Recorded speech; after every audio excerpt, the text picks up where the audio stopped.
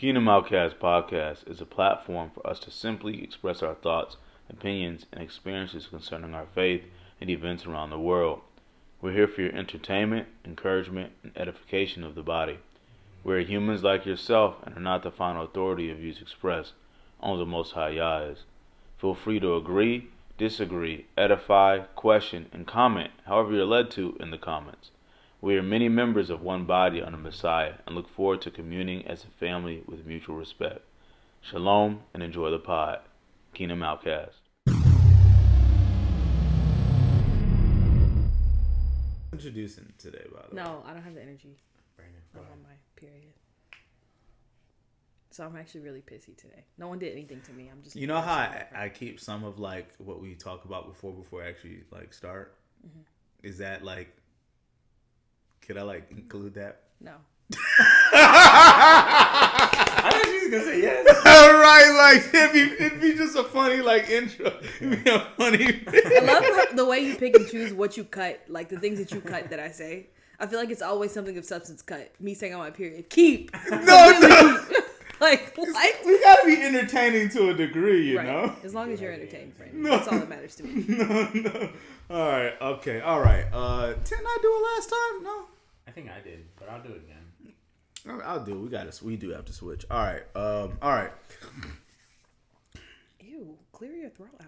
No, it was me because I explained that how we need to like say our tagline and all that. So yeah, it was me last time. And I introduced it. Shalom, beautiful people all around the four corners of Elohim's green earth. We are back here, Kingdom Outcasts, episode 23. Back here in the flesh. It is one of your co-hosts, Elijah Eliyahu. What is up, family? Podcasting the way of the truth. Mm-hmm. I'm Deja, glad to be here. By the way, 23 is my lucky number. It's on my tattoo. Oh, it's my thing. I love the number 23. It's been a thing. Jordan. Before y'all correct me in the comments, I meant truth of the way. Yeah. What did you say? I said the way of the truth. Oh. The truth of the way. Not the way of the truth. Yeah, the truth of the way. Yeah, okay. The way. We're just excited. That's why we're fumbling. But anyways, yeah. How are y'all doing? You didn't introduce yourself. Oh, who are you? I am Brandon Mashak. Pleased to be one of your co-hosts today.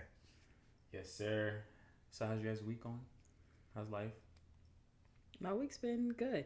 I got a surprise invite to have lunch at our headquarters campus for my new job. I haven't actually started yet. Oh. But I have my boss call me, hey, sorry, last minute. Can you make it to lunch at noon? At this point, it's 10 a.m. I'm like, sure, I'll be there. So I got myself together, went. That was cool. I've been trying to stay in the gym, stay with my walking and running regimen. I didn't see you this week. Yeah, season. I was at the the commercial gym because I couldn't meet up with my gym buddy. I'm not in a place of like going there alone. I'm not confident yet, so I gotta have my gym buddy, or otherwise I just go right to LA Fitness. Got you. So yeah, I've been good. I mean, the weather's been decently nice yet still cold. Mm-hmm. So I've been watching over my kale and my spinach that I've planted on the side. It likes the cold weather, so it's always standing up and perky. At nighttime when it's cold or when it's raining, and it's kind of a little more limp when it's nice and sunny out. Mm-hmm. Those winter veggies for you. Yeah. Well, you guys are from down south, but I'm not from the south. I think I've actually said that. Oh, you're a few from times. the Midwest. I am. I'm the southern bumpy nonsense. You're used to this down south winter, and listen, let's remember that it's March, and in the Midwest and up northeast, it's still snowing. There's still snow. Yeah. So this is a blessing. 60 degrees. I got my freaking arms out. I guess it's summertime. That's good to hear, Deja. I've been reading this book. It's kind of worldly, I'll admit. It's called Why Do Men Love Bitch? And it's very popular right now on Twitter and TikTok. I finished it this week. Okay. Me and a few of my homegirls are reading it, and it's actually interesting. It's like the art of like leaning in and then like pulling away and keeping someone's interest by not being too available or like keeping a mystique in the relationship to keep things interesting. Oh yeah. So I'm not sure if I'm gonna apply these principles, but it was good. It was good stuff. Good stuff to hear about. It sounds like 2024 Art of Seduction type of book. It's the very much opposite of like you guys. Like it's like the idea that men like women that are kind of bitch nice, not too like submissive. I know you guys' opinion is like the more submissive the better, but this book says the opposite, so I won't let it get in the wrong hands. As if I need any more help being bitch. Yeah, that sounds like an interesting little read there. Yeah. Man, love it. I've been in my word too this week. I'm just saying. That was my fun read. Yeah. I feel like you gotta have a good balance. How's y'all's week been? Mine's been good. Really just, finished February strong. Didn't do great in February, but I finished it strong at least. Rent due. Rent due, dadgummit. But it's okay because I'm alive. Okay, that sounds like you barely made it. I'm alive. Twin. I'm alive. Yeah. Fam. No, I think good. Just getting back into the routine of working out, and also working on like really creating habits. So that's where my mind is for March as quarter one is wrapping up. Gotta end quarter one strong. Hasn't been as good as I'd like for it to be, like in regards to accomplishing goals. But we here now, and I can't look back. Or you'll turn into a pillar of salt. Yeah, turn into a pillar of salt. I'll be salty. No looking back. But this week's been good. Just been working a lot. They've been giving me a lot more responsibility at work, which has been trying. Given that I work Saturdays too, but you know what? It's okay. It shows that they actually like me. They don't want to let me go. So that's promising. And life outside of work's been good too. Just and really enjoying being down here in Atlanta, trying to figure out where I want to live at next. I don't think I'm ready to purchase a home, but just knowing what side I want to be around. Not being within the 285 for sure, because that's where all hell's gonna break loose eventually. Yeah. But just having access to it. So you think if you move to Mapleton, you'll somehow miss the chaos of what's inside of 285? Yeah. Okay. Well, I like where I'm at right now. I'm in Lithonia. I mean, that's a good, because you could literally just get on the highway and just keep leaving the outskirts of the city. Just go to Alabama. Yeah. Go to Douglasville. Be out the way. That's a good area to be. I feel like, and it's still close to the city if you need it. Yeah. So life's been good. All praise to the Most High. I got a little of a blessing this week. I got a new truck, so that came in. Did you? Yeah. Where is it? It's outside. But oh my gosh, Elijah, that's so nice. Yeah. It's Good job, buddy. No wonder he's talking about being on the money. I know, right? New car payment. Did something change? Oh my gosh. So yeah, just really my focus is getting my budget together this month, and still having space to save and invest and stuff. So, but life's good. We got to get Elijah to drive us around. We'll get in the trunk, and he can skirt us around town. Yeah. Trunk. It's not a trunk. It's a. The pickup bed. I think that might actually be illegal. That's the fun of it. We have to do it at night. Okay. We gotta. I want to talk about what that bill is like after the. Yeah. This is a really nice truck though. I like the color. So I work with Toyota, so. Oh, I get a real nice discount. It's it's mad cheap actually. So. Yeah. Oh wow. Yeah. It's a blessing. Nice. Good stuff. Well, I'm still riding around in my little humble Tonka toy car. Nah, but cool. Nah, I'm happy for you. Thanks, Shoot, Vish was just talking about something. Do y'all believe y'all Most High can give y'all a new car? Everybody raised their hand. It was because I said something how just know you guys, it's a miracle my car is still running after all the drama it's been through in this godforsaken city. And he was just like, raise your hand if y'all believe the Most High, I automatically thought the Oprah meme, you get a new car. So did you raise your hand? Were you like, of course, no, of course, yeah. no, I believe it. I've just been more of kind of it was just ever since my trip to Africa, it was just kind of I don't really care. Yeah. But then it's kind of well, it would be nice to not worry about certain things here and there now. But so we'll see what the Most High got for me. Like I mentioned to you guys, that's the end of the world truck for me. Okay. So when we had to be off roading and stuff, that was really nice. That's the one that. Yeah. Okay. That's good. I don't think my little coupe will be really great for the end of the world. I mean, it's not even good to like for kids. It's for coolness only. There's only 2 doors. Okay, like. I mean, I think of it like this: a truck can be good too. A small car can be cool too because it could be nimble. Yeah, nimble. Yeah. Yeah. Like say if like the highways are like stuff with like just jacked up, you just cars all over the place and abandoned cars. The truck might be able to plow through possibly, but you're gonna mess it up. Yeah. But the little car might be able to snake around in the crease and crevices. Maybe the issue is like I can't even go over a curb this high. Like it's like we're low to the ground. We're giving sporty. Yeah, I hear that. Well, shoot, man, my week has been pretty decent. Just coaching clients. Interesting conversations with different clients. I got one competition client. She's looking real good. She's gonna go on stage in a couple of months. We about to go into cutting season after this month. Excuse me. Yeah, man. And other trainers are like trying to get at her and hound her and just all this stuff. It's just funny, bro. Like she's locked in with you though. No. Yeah, I'm saying no. I mean, as far as like trying to get her bed, like you know what I mean. Oh. Yeah. People are trying like to get in her head. Get her bed. Yeah. Her bed. Like it's like why would Brandon know that? I don't know. She just tells you. Yeah. Of course she tells me about stuff, man. Look, one thing about being a coach, people tell you things they don't even tell their spouses. Sometimes. So she's like, "Oh my gosh, I've had the hardest week. All these people trying to."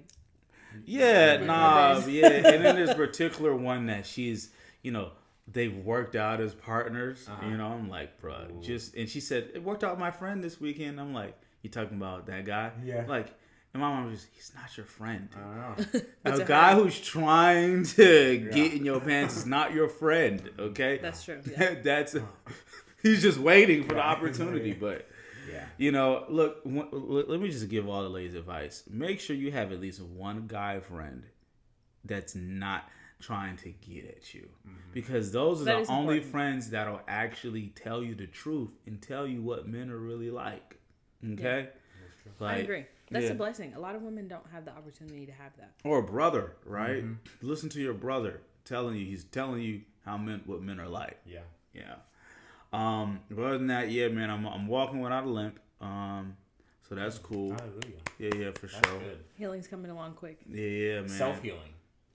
Yeah, for sure. One of the things that zeolite I was telling y'all about, it actually helps wounds and things like that eat faster. So it's kind of like interesting. I've been dreaming a lot, man. Very vividly dreaming. Very interesting dreams about family, dreams about kind of metaphorical things. Just like, and I've been talking in my sleep a lot, like conscious, like I told y'all. Off camera, like I've been talking a lot in my sleep. It's been interesting. It's like an adventure when I go to sleep. But I'll be well rested when I wake up. But yeah, heavy metal detox. That's why y'all been doing the zeolite thing. And what else? I'm doing the whole with the interruption of Deja's illustrious breakfast she prepared us. I'm gonna do vegetarian this week. I'm gonna do vegetarian this week. Eggs and bacon is the luxury. Turkey bacon. Eggs and turkey bacon. Yeah, turkey. It was not that luxurious. Yeah, turkey. We keep it kosher, but yeah, I'm trying vegetarian this week, and it's more so based off of some things I've been reading, some Israelite writings, some stuff. It's not all the way. It's kind of for health. It's more for spiritual purposes, but I think I'm gonna see some health things come from it too. Just want to see how my body reacts and see if the Ruach confirms some things in me. But yeah, man, my week has been pretty decent. Nothing too interesting, except the stuff we're gonna get into. That's been the more interesting things. Yeah, the current events, the things we've been watching. For sure. So okay, well, before we get into that, I want to hit on our precept. So our precept for this week is going to come from Proverbs 11. And I started reading Proverbs. Actually, one of my close friends reached out to me and was like, hey, let's start reading together. And we've never had really a relationship where it was like biblical. Like we would talk about belief a little bit, but not really. Mm-hmm. So for her to reach out to me and like want to read, I'm like, well, what are you interested in? Where you want to start? And she's like, Exodus. I want to read Exodus. I'm like, okay, great, let's do it. Okay. But I like to, when you're reading and you're getting like a lot of like biblical knowledge and historical things. Do we know this, friends? I think so. Okay. When you're getting biblical knowledge, I like to pair like historical information, because Exodus is like a lot of history, but I like to pair it with wisdom and knowledge. So we're doing Exodus while we're going through Proverbs. Oh wow! Yeah, we're doing Deuteronomy in that book club I meet with every other week. Oh, I can't wait! Look, my boy Jeremiah, who's heading it, he's just like, I'm a part of a book club from my old Christian church I left back in 2019. My boy Jeremiah, who started the book club, and we actually came up with the idea on the golf course, but they kicked me off of the board once the congregation found out I'll be on the board, because they're still salty about how I left the church and some things I was saying when I felt they weren't pouring into the youth. But I'm still in the book club. Right, they can't get rid of you. Yeah, they just can't get rid of you.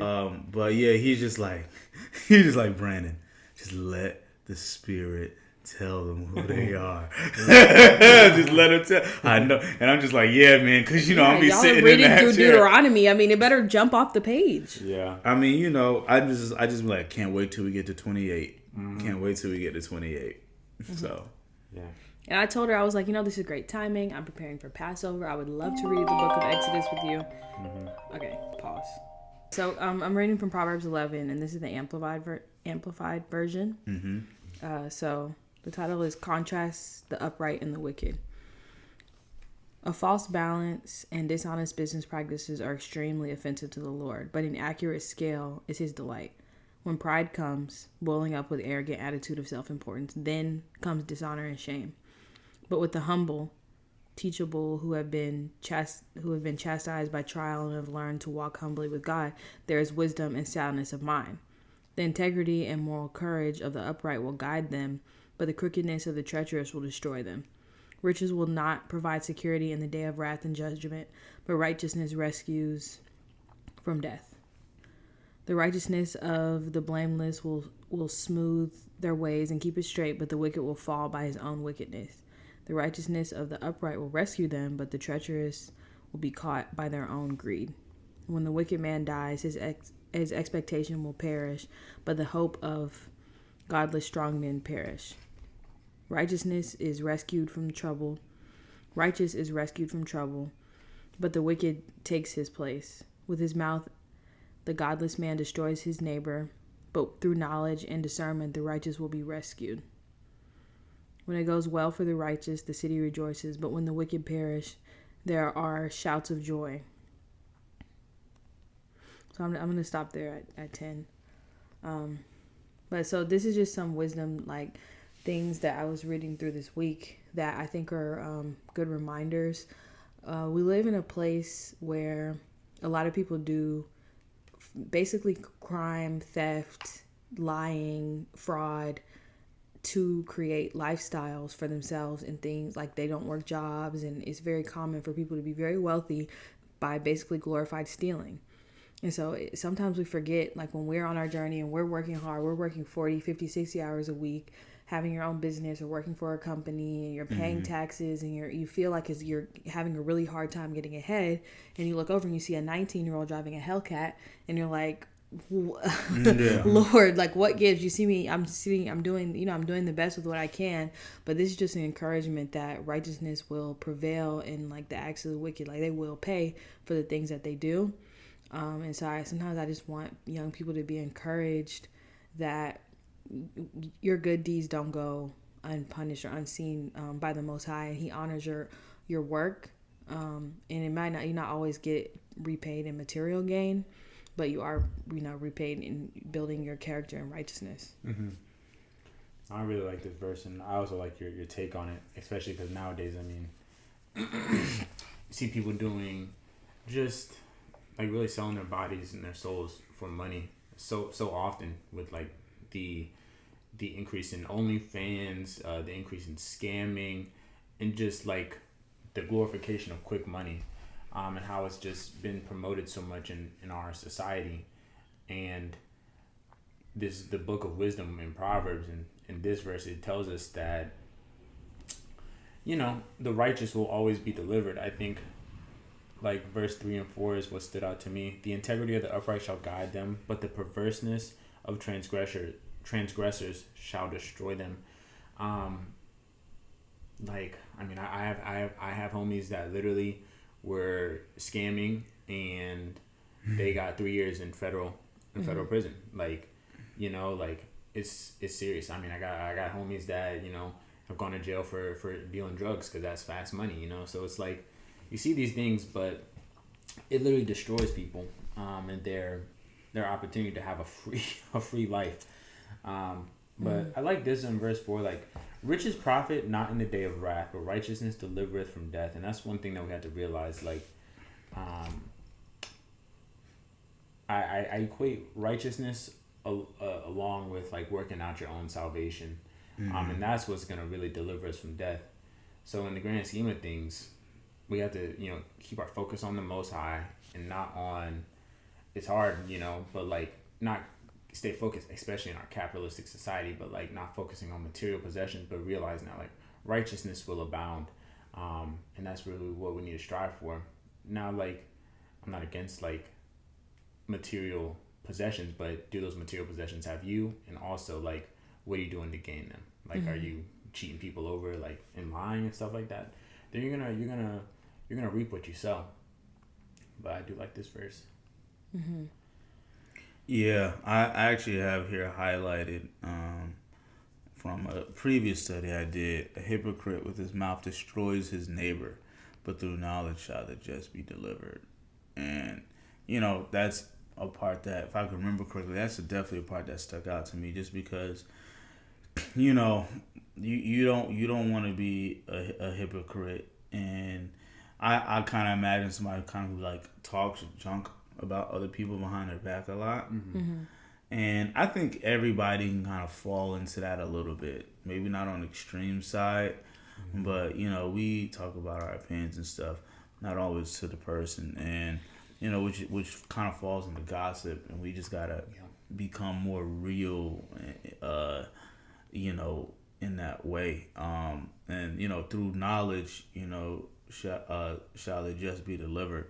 And that just kind of show, you know, that goes back to me, you know, my people are destroyed for lack of knowledge, you know. You know, when you let the Most High, the Ruach HaKodesh, lead you into knowledge and knowing, you know, his secrets or yourself, you know, you'll operate or knowledge of the Torah. You know, you know the path and the ways of the way, you know, to walk and deliver yourself. What's interesting here is, you know, I'm reading from this the Sefer, and this isn't our Hebrew word, but for the word upright, the righteousness of the upright. We can do upright. 6. No, let's do. I think we've done upright before. Okay. It's Yashara. And actually this word relates to the word, our Hebrew word. Okay. It's called Yasharam. Yasharam, which is Yashar. Yeah, Yashar. You know, Asher. You know what I'm saying? Right in there. It all goes back. It all circles back to Brandon. And it means upright. Those who are upright and righteous before Ahaya. You know, you know, Ahaya is I am in Hebrew. And you know, so yeah, Yasharam. But has everybody said what they needed to say? Yeah. So the Hebrew word is rich or riches, right? And the Hebrew word is Strong 6223. Drum roll. Ashir. Ashir? Ashir. Ashir. ASHIR. Asher again. Yeah. Asher again. You know, Ashir. And I'm the one who chose the word, so. Yes. Oh. Credits. My point was that you didn't choose the word and I know, roll it back to yourself again. I chose the word and somehow it still came back to you. We just be on. That's how the Ruach works. Yeah, y'all. that's. Yes, it means rich. And it's the word origin is from Ashar. Definition rich in ASB translation: rich man, rich man's, rich man. Strong's Exhaustion Coordinates. Rich man. From ashar. Rich, whether literal or figurative or noble. And ashar is Strong 6238. Ashar, to be or become rich. Prime root. And that is a verb. And yes, ashir is adjective or noun. Can be either way. Ashar 6238, which is its origin, is a verb. Definition: to become or become rich. Word origin, prime root. Definition: NASB translation. I'm sorry. Become rich, becomes rich, enriched, gain wealth, made rich, riches, pretends to be rich. Strong's Exhaustion Coordinates. Wax rich, primitive root, properly to immaculate, chiefly, specifically, to grow, causatively make rich, become and make self wax rich. And it says C, asar, ASAR, Strong 6240, which the definition is 10. It's a noun. And basically it goes 14, 19. It's like a number. And so it just kind of keeps going. It builds off, all these roots. But yeah, just so y'all know, ashar is like used in like as 3 different words in the Hebrew language. There's actually more Strong's words for ashar or asher. But this is just one of the ways it's used. Upright, rich. And it makes sense that upright, Yasharam and ashar or ashir would be related, because to be upright is like it's a richness, you know what I'm saying? When you're upright, you are rich in spirit. Yeah. Right. Which it did say that it could be figuratively or literally rich, right?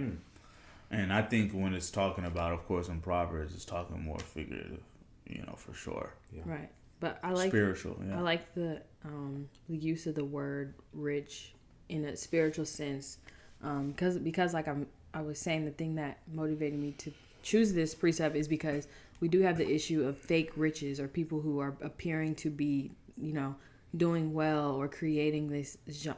It's like being a scammer is like up there with being a professional athlete in the Black community. It's like the life path 1, life path 2 type of thing. And so real riches come through righteousness, and anything that's come through way of basically sinning by stealing or lying can't be sustained. Yeah, not in, whether you're in karma, whatever, the spiritual law that the Most High set in place, you can't get away with it.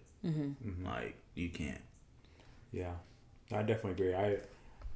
I like the fact that we were able to touch on the spiritual side of richness and how it's never ever going to be promoted, I don't think, in Satan's world, because you would see how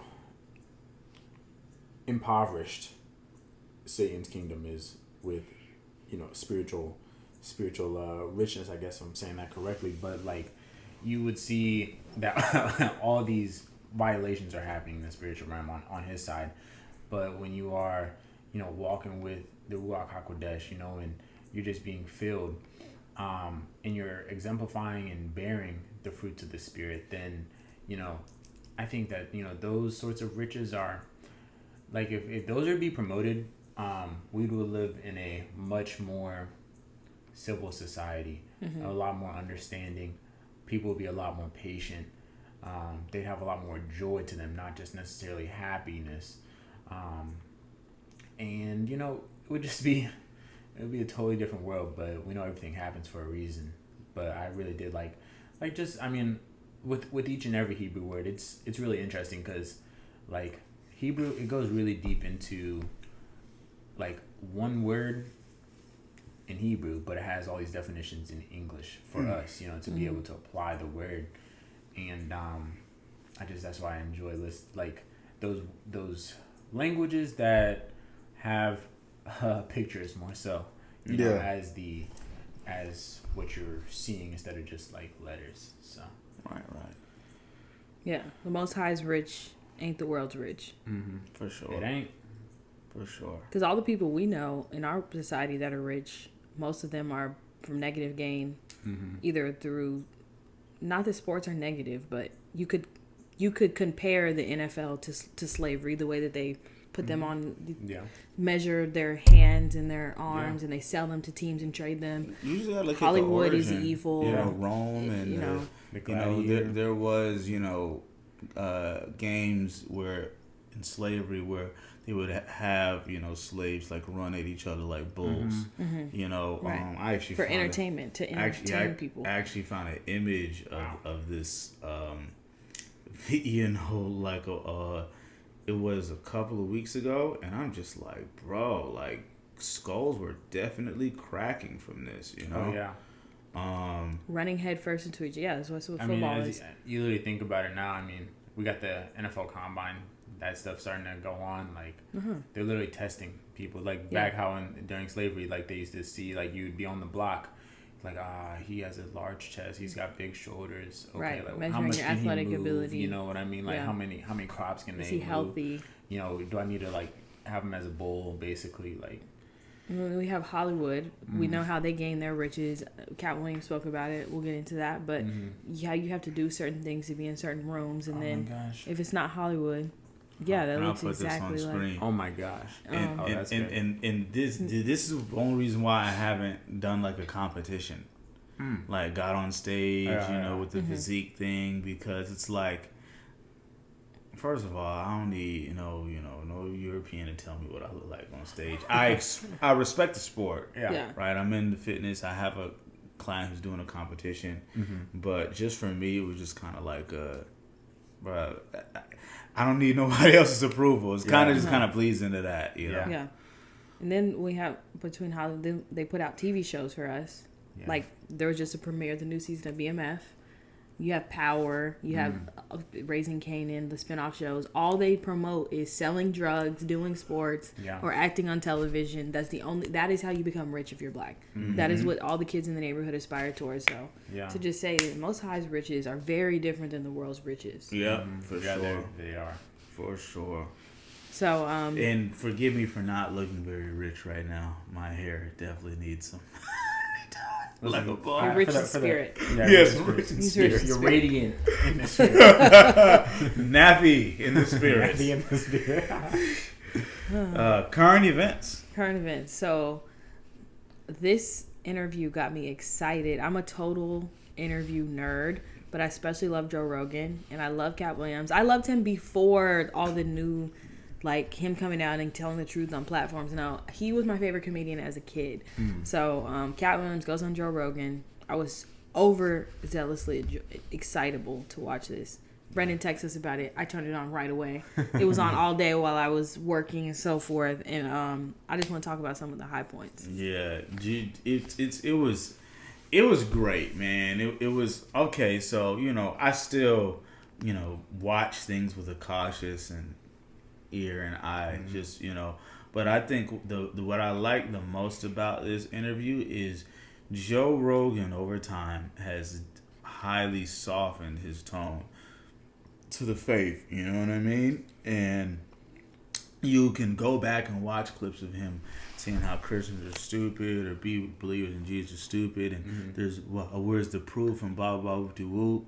And you can see over time his evolution with saying things like, I had noticed how these people of faith are the most persecuted, in the world, and maybe there's something there, and then the one time just saying, we need Jesus outright on one of his platforms, and in this conversation, it was very, it was just great because he even made it known that he's been reading the Bible.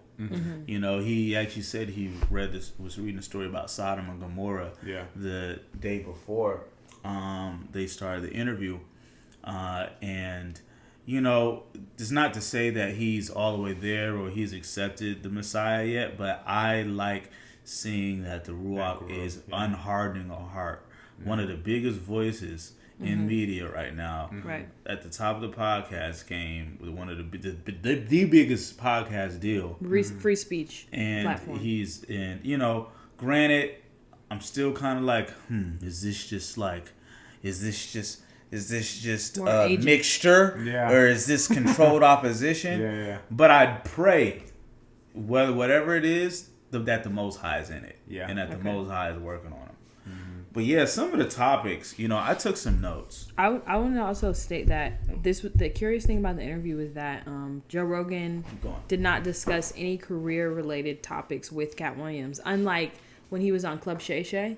On Club Shay Shay, he went into very specific details about work that he did and people he was working with in industry this, industry that. Yeah. This was a totally, it was like he was wasn't interviewing like his necessarily, homeboy. Yeah. I'm not interviewing you as the Hollywood comedian who's been on this and worked with these people. I'm literally asking you your personal views about things we call alternative thoughts, conspiracies. As I think about the different styles of interviewing and podcasting that Shannon Sharpe and Joe Rogan have, Joe Rogan is he's a vet in interviewing. I feel like He's informed. he knows how to keep a conversation going as well as talk about high level things. And not to say Shannon Sharpe doesn't, but I mean I think it's evident in the types of information that Katt Williams put out on Club Shay Shay versus what we see in the Joe Rogan podcast, because they're talking more about history, they're talking more about ideas and civilizations and all these really subjects that aren't as clickbaity, I guess, sort of say. Yeah. There's a reason why I think The flow was great. the flow was great. I loved it, but Shannon just Of kind what of I asked watched. questions. Yeah, Yeah, Shannon like, was just- in over his head completely. I don't think he was prepared for the interview to go direction that it went in. And Joe Rogan was like, you're coming into a space where he has talked with the people who already have theories and have done science and research behind the things that we're mentioning. So there's nothing you could bring up on Joe Rogan that he's like, I have never heard this. Yeah. He's talking from a place of experience, I guess. Yeah, because Katt would have probably sounded like Alex Jones almost with Joe Yeah, Rogan, and and he's I don't welcome. think that's where the conversation or Joe Was meant wanted the to go. conversation to go. And just one thing to say, as people of faith, you can learn from others in your field that aren't the same faith as you. You know what I mean? I just want to throw that out there because we could have some believers who watch our podcast like, why would you watch this secular and this, and people who talk about, well, if you're a strong-spirited person and you know how to compartmentalize, you can watch some of the top people, not agree with everything they say, chew the meat and spit out the bones. You can learn how they're doing this and take it into, and make your podcast or what your profession better. Yeah. That's one of the reasons why I enjoy watching Joe Rogan, the Joe Budden podcast, because these are vets in the podcast game. And I think you can pull some things to make, you better. It's like our conversation in our last episode of the alternative thought about can we listen to hip hop music and still be, living the truth. It's really just about compartmentalizing, and understanding the perspective that an individual is coming from and not taking it on yourself necessarily, but just seeing it for what it is. And knowing your spirit, of course. Some people have the capacity to be able to delve into certain things. Some believers don't. Yeah. So.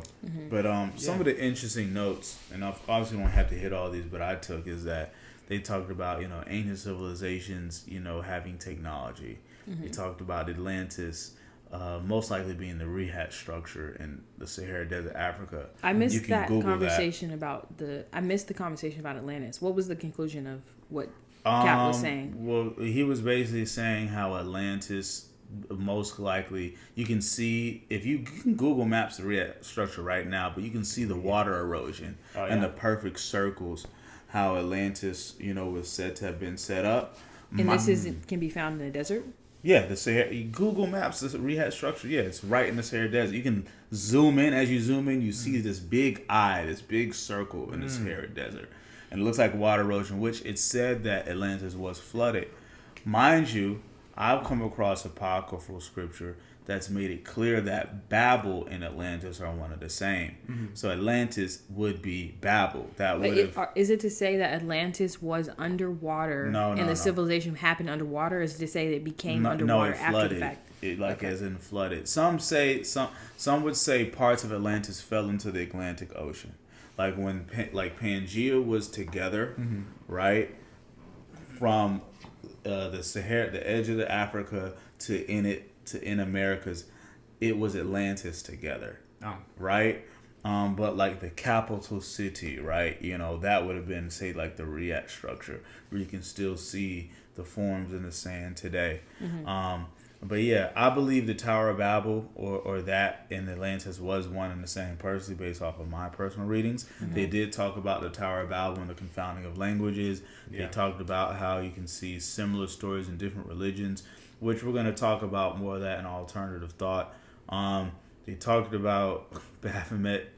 Katt was talking about how he could see that transgender would be a thing when he learned about the Baphomet.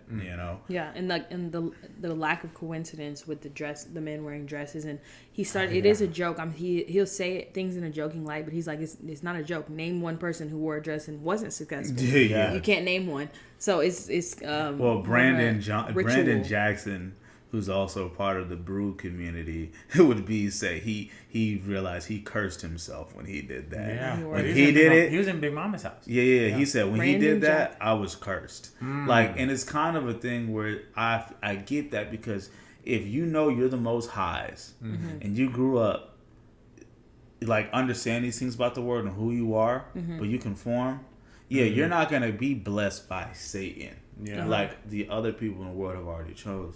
The Most High is going to curse you because you've taken this covenant on in your life.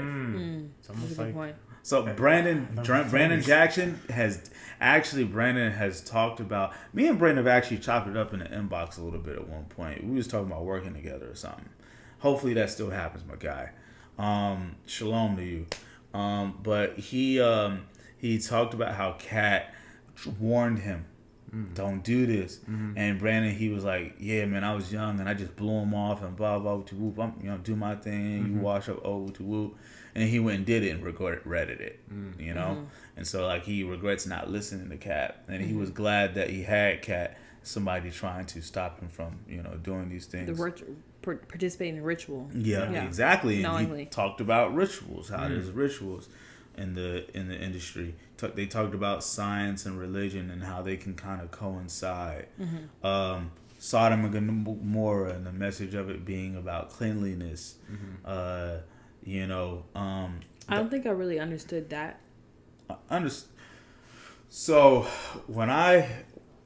So basically, Joe Rogan came to the conclusion that the starter of Sodom and Gomorrah, which he said he was reading the night before, he got that it was about cleanliness because the Most High destroyed it because of their lack of hospitality and their lewdness and how they would treat, people.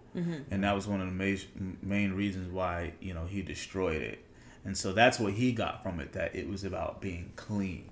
Right, and he's just mean as like spiritually clean and stuff like that, and hospitality and treating people well.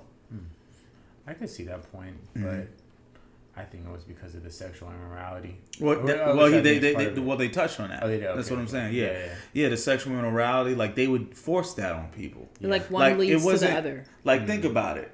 The Most High allowed other nations to do what they did without interjecting in them, right? But Sodom and Gomorrah, they were actually treating visitors and people of righteousness. Oh, yeah. And Lot was there, angels. Right? And angels, like trying to have sex with angels, trying to do the book of Enoch, or before the flood, acts again. Yeah. So the Most High was like, nah, it's got to go. Yeah. Right. So that's where people actually don't see. They don't correlate.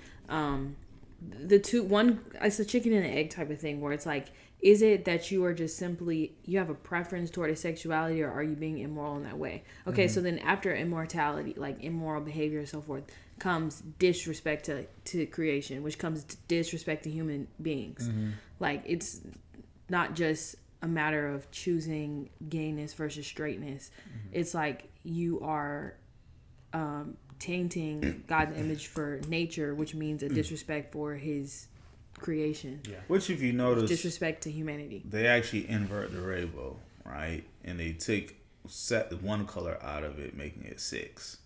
So in their flag, it's 6 colors instead of 7, and it's inverted. It's backwards. Mm-hmm. Some would say it's like inverting the chakra. You know, if you ever seen one of the chakra diagrams, Yeah. it's the colors of the rainbow, but they've inverted it. So it's like going backwards. Katt Williams, he touched on the Baphomet. Yeah.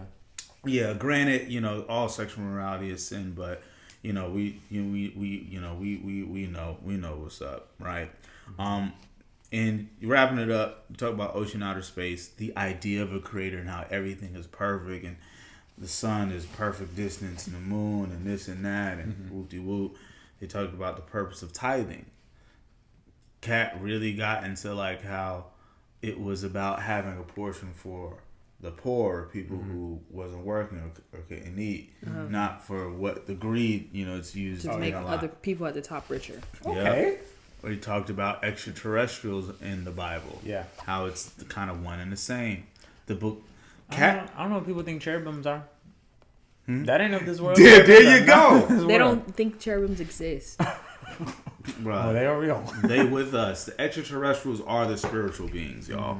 The demons and all that. It's the same Those thing. are extraterrestrials, yes. We got into What that do you pretty be heavy. saying? These are demons with your Alex Jones voice. And people, these are demons. Yeah, that was exactly what we needed. Yeah, man.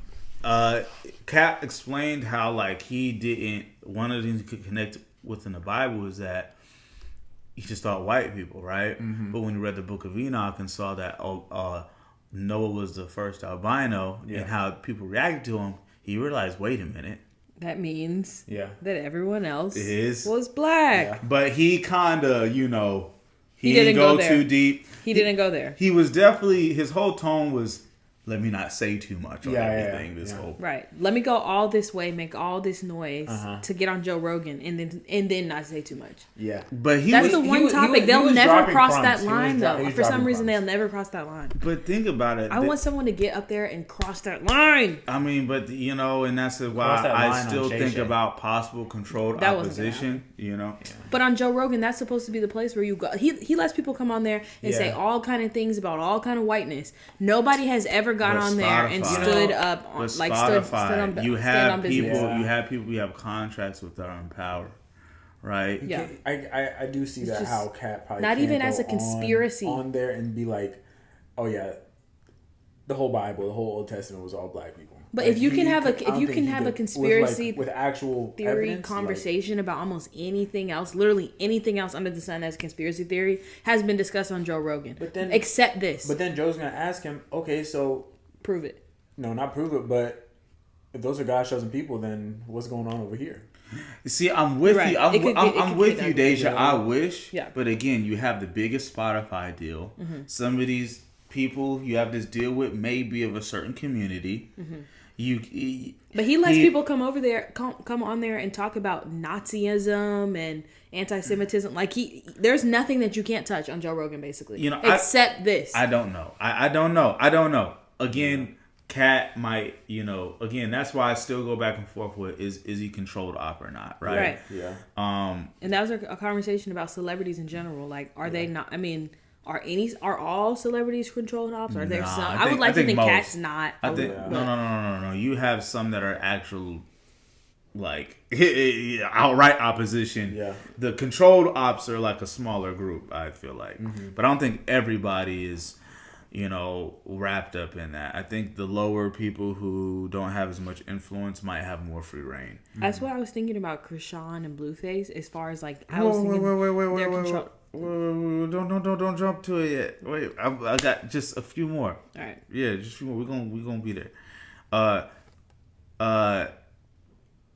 Oh, and they just talk. Oh my last one. They talk about how atheism seems like it's a religion. Oh, it is. Yeah. Yeah, like it's harder to be. They actually said it's harder to not believe in a God than to believe, you know, that there is. You just need like a lot of evidence to support that, That's a whole lot of evidence. Most people would be or lack of agnostic. evidence, I should say. Like, how do you disprove something? You need the opposite of evidence, counter evidence or whatever. Yeah, just a whole lot of scientific evidence. This is how evolution happened. This is how we evolved. I don't know. With no direction, just No direction. Most people are agnostic. And don't. People. That's the scary thing about these times, though. I think agnostic, with everyone becoming meaning, agnostic, that they believe that there's a higher power. but they just don't know what think it you can is. prove it. They don't think you can prove it. Like Katt says something I say all the time. A lot of people just don't have the moment. Boy, this resonates. A lot of people just don't have the time or take the moment to actually think about things. To think about why they believe and why they think. And I'm like, yo, thank the Most High for giving me the time to be able to do this. Because I understand a lot of us don't have time. We work, responsibilities. And so that's why a lot of people just jump on the atheism rate or whatever. People don't have moments to just think about why they think. Yeah, it's important. It's emotional IQ and self-awareness. Yeah, there's so much you can pull from this interview. But again, but when we get to our turn of thought, we're going to talk about some of those things that we don't all the way agree with. Or we might, we're going to come back to this, right? You was ready to move on. Like, forget my intro. It was juicy, man. That's a low. You just had to say that was a loaded interview. We could really stay on the whole podcast, but we got to move on. You're right. So, speaking of controlled ops, I saw Blueface and how do you pronounce the girl's name? Chrisean and Blueface. They're my version of controlled ops as far as like they're like the sexy red of like someone chose the two ratchetest people that they could possibly like. They literally went to the corners of the earth to find the most ratchet American blacks. They went to South Florida, Broward County. Put them in a relationship and give them the platform to act a complete ass every day of their life in front of a camera. Like that is their job. Like someone gave them that exact job. Like your job is to be as ratchet as you possibly can. Like go to any length to be that person. Yeah. But now it's seemingly Chrisean is I guess she decided to open up her word. I don't know. Relationship's not working out. Maybe she's tired of the negative press. Whatever. But she's I guess been online saying things something that could be taken out of context wrong, but she's basically questioning the Islamic belief. Yeah, I watched and relating that to. I watched it. The things that she said on her live was questioning Islam and then relating that to the things that are happening in Palestine, and that they are living in the place, according to her words, where Jesus was born, yet know nothing of him. Yet are in the predicament that they're in. So perhaps there is some type of correlation between the two. This is what she said on her live. Yeah, she was I watched like the little clip, and it seemed like she was on the right track with distinguishing between predominant, Christianity beliefs and what Islam believes. Like Islam does believe that. I think it's like Isa or something like that. Or Jesus. Isa, that's how they say Jesus. Kevin Gates often uses that. Like that's his name. But they don't. Isa. They just look at him as like a good teacher, like as a prophet, as a prophet, but not as God, which is, how we believe. So it was good that she was actually like showing that difference, because she was being told that people were like, oh, it's the same God, it's the same God, and she's like, no, it's not. And I'm like, I was just like. It was a little proud moment to see someone say like, no, it's not, because it's she's not. breaking like, character, completely breaking character. Yeah. And I think that there was like a little bit of like, she was confident in what she was saying, but she was like asked also like, am I on the right path? And like, yeah, you're saying the right things. You're not like fully there like Yahshua, like. Who was she talking to? Oh, she was on her live. Okay, yeah. Talking to her Instagram followers. Mm-hmm. Yeah. She was definitely. I mean, she's been talking about the Messiah a good amount, right? And prayerfully, in her mind, in her doctrinal belief, it is the same Messiah, the same spirit that we believe and adhere to, right? Not the fake one, right? We know what we mean when you say that. Excuse me. And so, like, it was interesting. What she was saying is how she brought up how it's infested with roaches at Mecca, right? Mecca, the holy place where every Muslim would want to visit at least one time, right? It's interesting because it's like when you see the videos of Mecca and like it's roaches it's like at least 10 to 20 roaches in the seats, each seat. On that just note, though, all over the floor. because I've seen that video of Mecca. I thought it was just a one-time thing. Why is it that there's only that one infestation. video that you ever see? I've seen the video, but every time I see anyone circulate that video of Mecca with the roaches, it's the same video. So if thousands of people had this experience, how can there only be one video? I'm not sure. Maybe people, I don't know, maybe that's not the focus of what people are recording. A lot of videos I see people just around the cube for one. But my thing is, if that is happening, it's kind of like almost a plague. You know what I'm saying? Yeah. It's like a plague. I think it was struck by light. Was it also struck by lightning about a year ago? Yeah, or so. I saw that. So, like, I think the Most High could be showing us some stuff, possibly.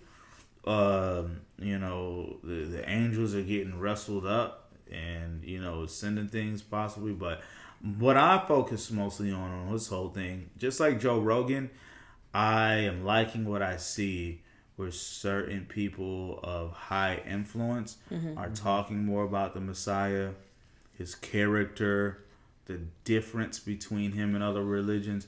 It's actually like being ostracized. There's something different here than other beliefs. And I just pray and hope that these people are actually having real experiences with, you know, Yah. And this isn't just kind of like a play or show, you know, for real. Because we've seen Justin Bieber and how that went. You see Kanye West. I mean, it's been Bieber a train wreck. Bieber got quiet and weird quickly. It's been Kanye got super weird and quiet. I was talking to my brother. I was like, "Why is Kanye parading his wife around naked? Like, what do you think he's doing this for? Do you think it's like abuse?" And my brother's like, "No, she likes it. That they're agreeing upon this. Like, this is not like a Kanye's parading his wife around." I think she's his handler. She is his handler? Yeah. I was thinking the other way. Like, clearly this woman has no rights and he's making... Yeah, but I mean... He's been married. Oh. Yeah. Handler. Yeah, I was thinking it was the opposite. Not for love. Because she's going everywhere with him wearing... Like, she is literally naked, like, in public. And, like, totally...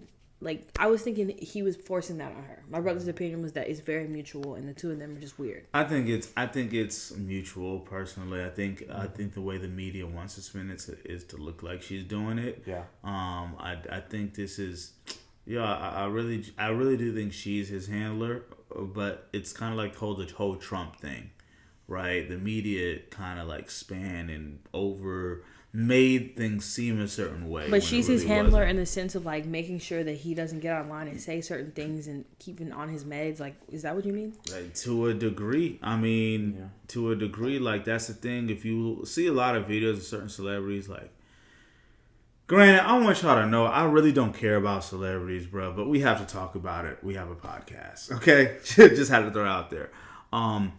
You'll see videos like Doja Cat or Cardi B or certain people, they'll have the spaz out moment or something, and you'll see like their handler in the background like grab them or somebody talk to something. Like, these people have handlers, people who keep them in line or keep them on the agenda. That sounds like being under a spell. Like on Get Out, when she has the teacup and when he got out of line, she put him back under. Yeah. Like, it's a form, but I think it's supposed to look like this. Look, I don't even want to get into what I really think about what's going on with Kanye. If it's Kanye, you know, but, you know, I'm going to just leave that there. Kanye clone walking around. Some people say he looks taller than what he really is. He's only like 5'10", but now he's like 6 foot. And they got the real Kanye somewhere in the basement. Hey, man, who knows, man? Who knows? I think who cloned Tyrone? Yeah. I miss the old Kanye. No, for real. I think it's honestly, bro, it's part of the whole agenda towards really that's being pushed by the Roman Catholic Church in this universal idea of smell this shoe. Please just do me a favor. Of spirituality and like really just how everyone can be spiritual. I think it's just part of humanism, Gnosticism, and overall just this whole one world government idea of religion, which is Just believe in a higher power. Yeah. No, for real though. You know. I mean, it's because a lot of And then like it becomes like a gumbo of spirituality, and then you know that like that's not the Most High. Because what he's showing is Catholicism, like that mask you wore at the Super Bowl with the. See, the one difference between Protestant Christianity and Catholicism is we never depict the Messiah on the cross because he rose. Catholics is like they keep wanting to crucify him over and over again by putting him on the cross. And so he's showing that. Remember, Catholic means universal. Yeah. So it's really kind of like a one world religion. Now the Pope has said some new things, and I mean, you know, it's a lot of mixture going on, man. Whole lot. A lot of murky waters. Okay, that reminds me of our topic on unhinged pastorhood, Christian pastors that are completely unhinged. Yeah.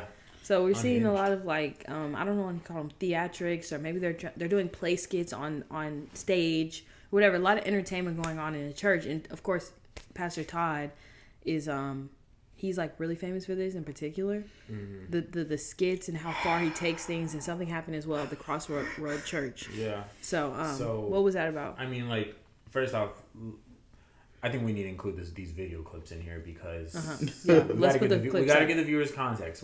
Don't worry, I'm gonna work harder for you guys for this. Pastor Todd, we see him putting syrup and stuff like on a Bible. Yeah. Which is just like throwing food. He all was over trying the to church. give a visual representation of defiling the temple. Yeah. So he had a set that was the church. It was supposed to be, you know, a couple pews in the church, and he was like throwing food everywhere and throwing syrup everywhere and defiling the Bible by throwing food on it.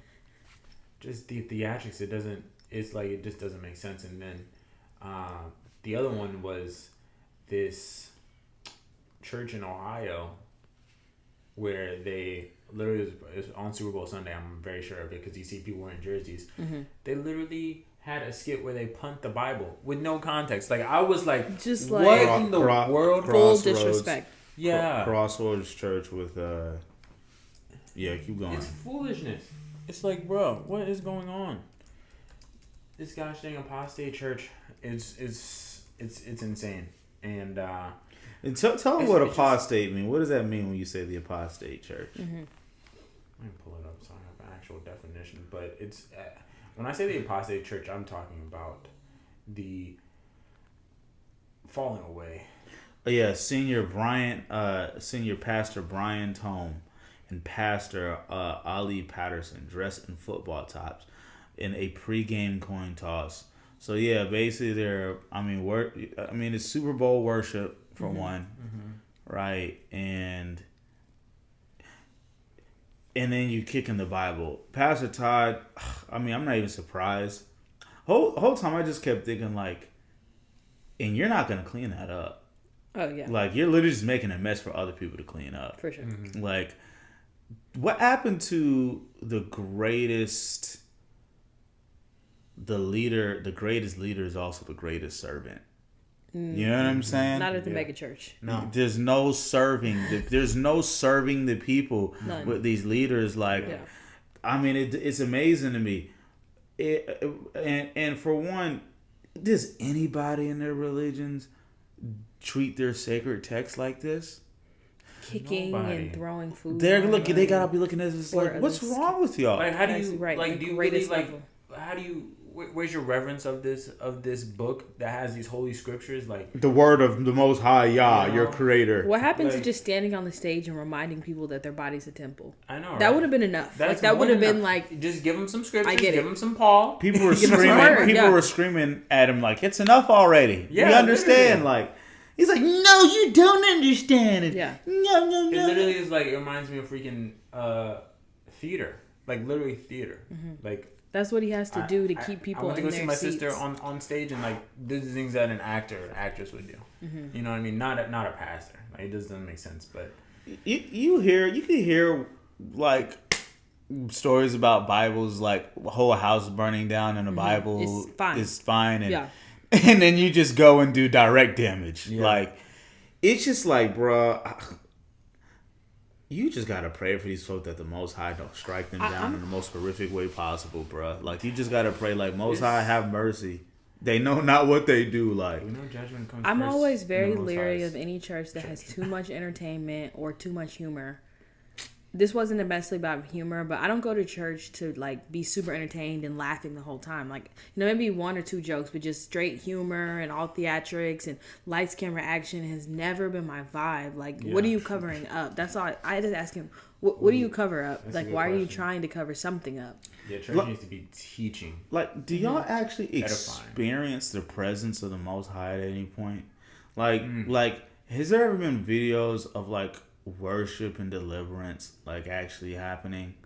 Like, you know what I mean? Like, that's what I've looked forward to mostly when I go to congregate, is experiencing the presence of the Most High corporately. Yes, I can experience the Most High in my life from day to day, but His presence is always stronger where two or three are gathered, right?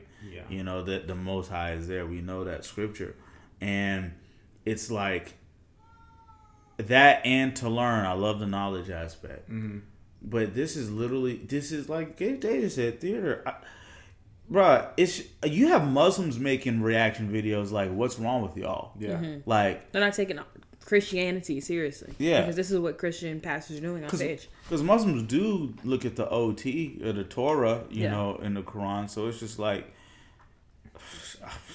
Too much lights, It's camera, just action. Way too much. Too lights, camera, progressive. action. It's Too much production. it's almost like church is being run like a corporation. But it's like,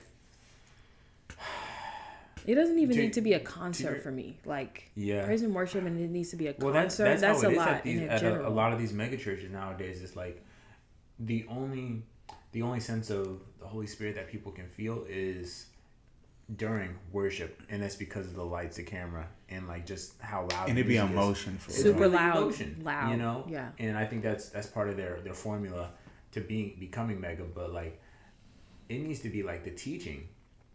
Because I went to a church back in Columbus that was taking a lot of the formula of a mega church and starting to apply it.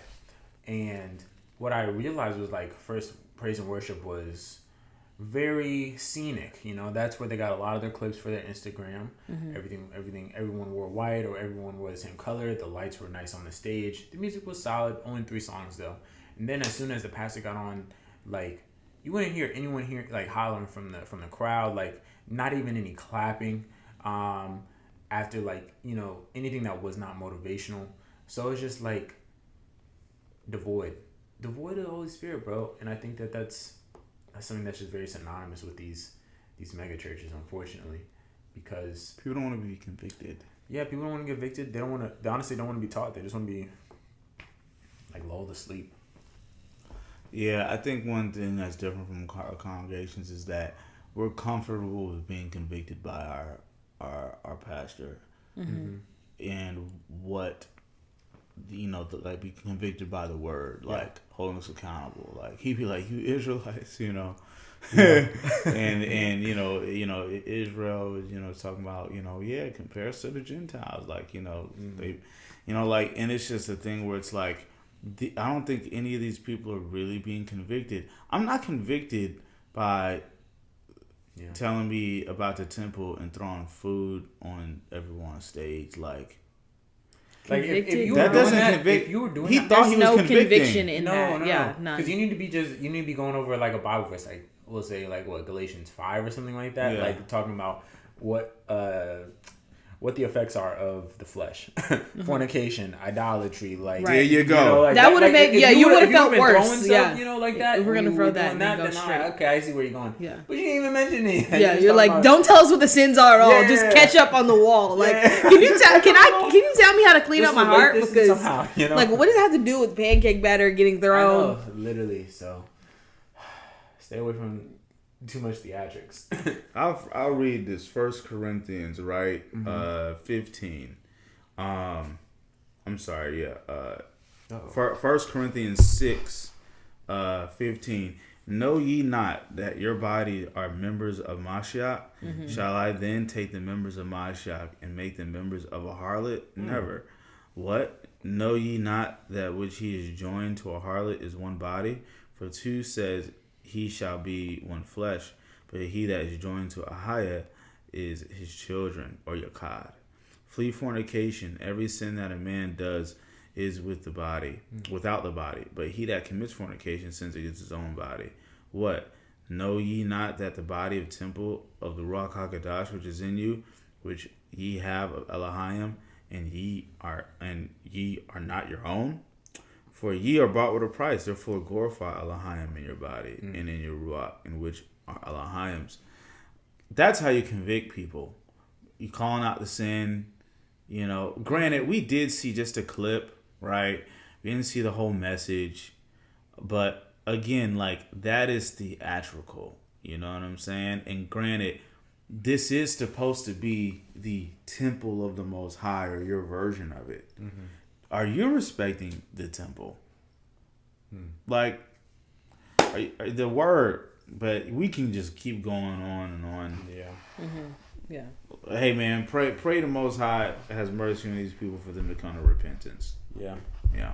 At this point, I'm almost praying that Pastor Todd comes to realize that perhaps he's not leading his congregation in the right way, and maybe he steps down from his position, because I've heard nothing but negative. Like, for the last number of years, it's like you built this whole mega church. I had a friend who actually drove all the way there from Georgia just to get baptized because she feels like his preaching really brought salvation in her life. This was before he got really like big like that.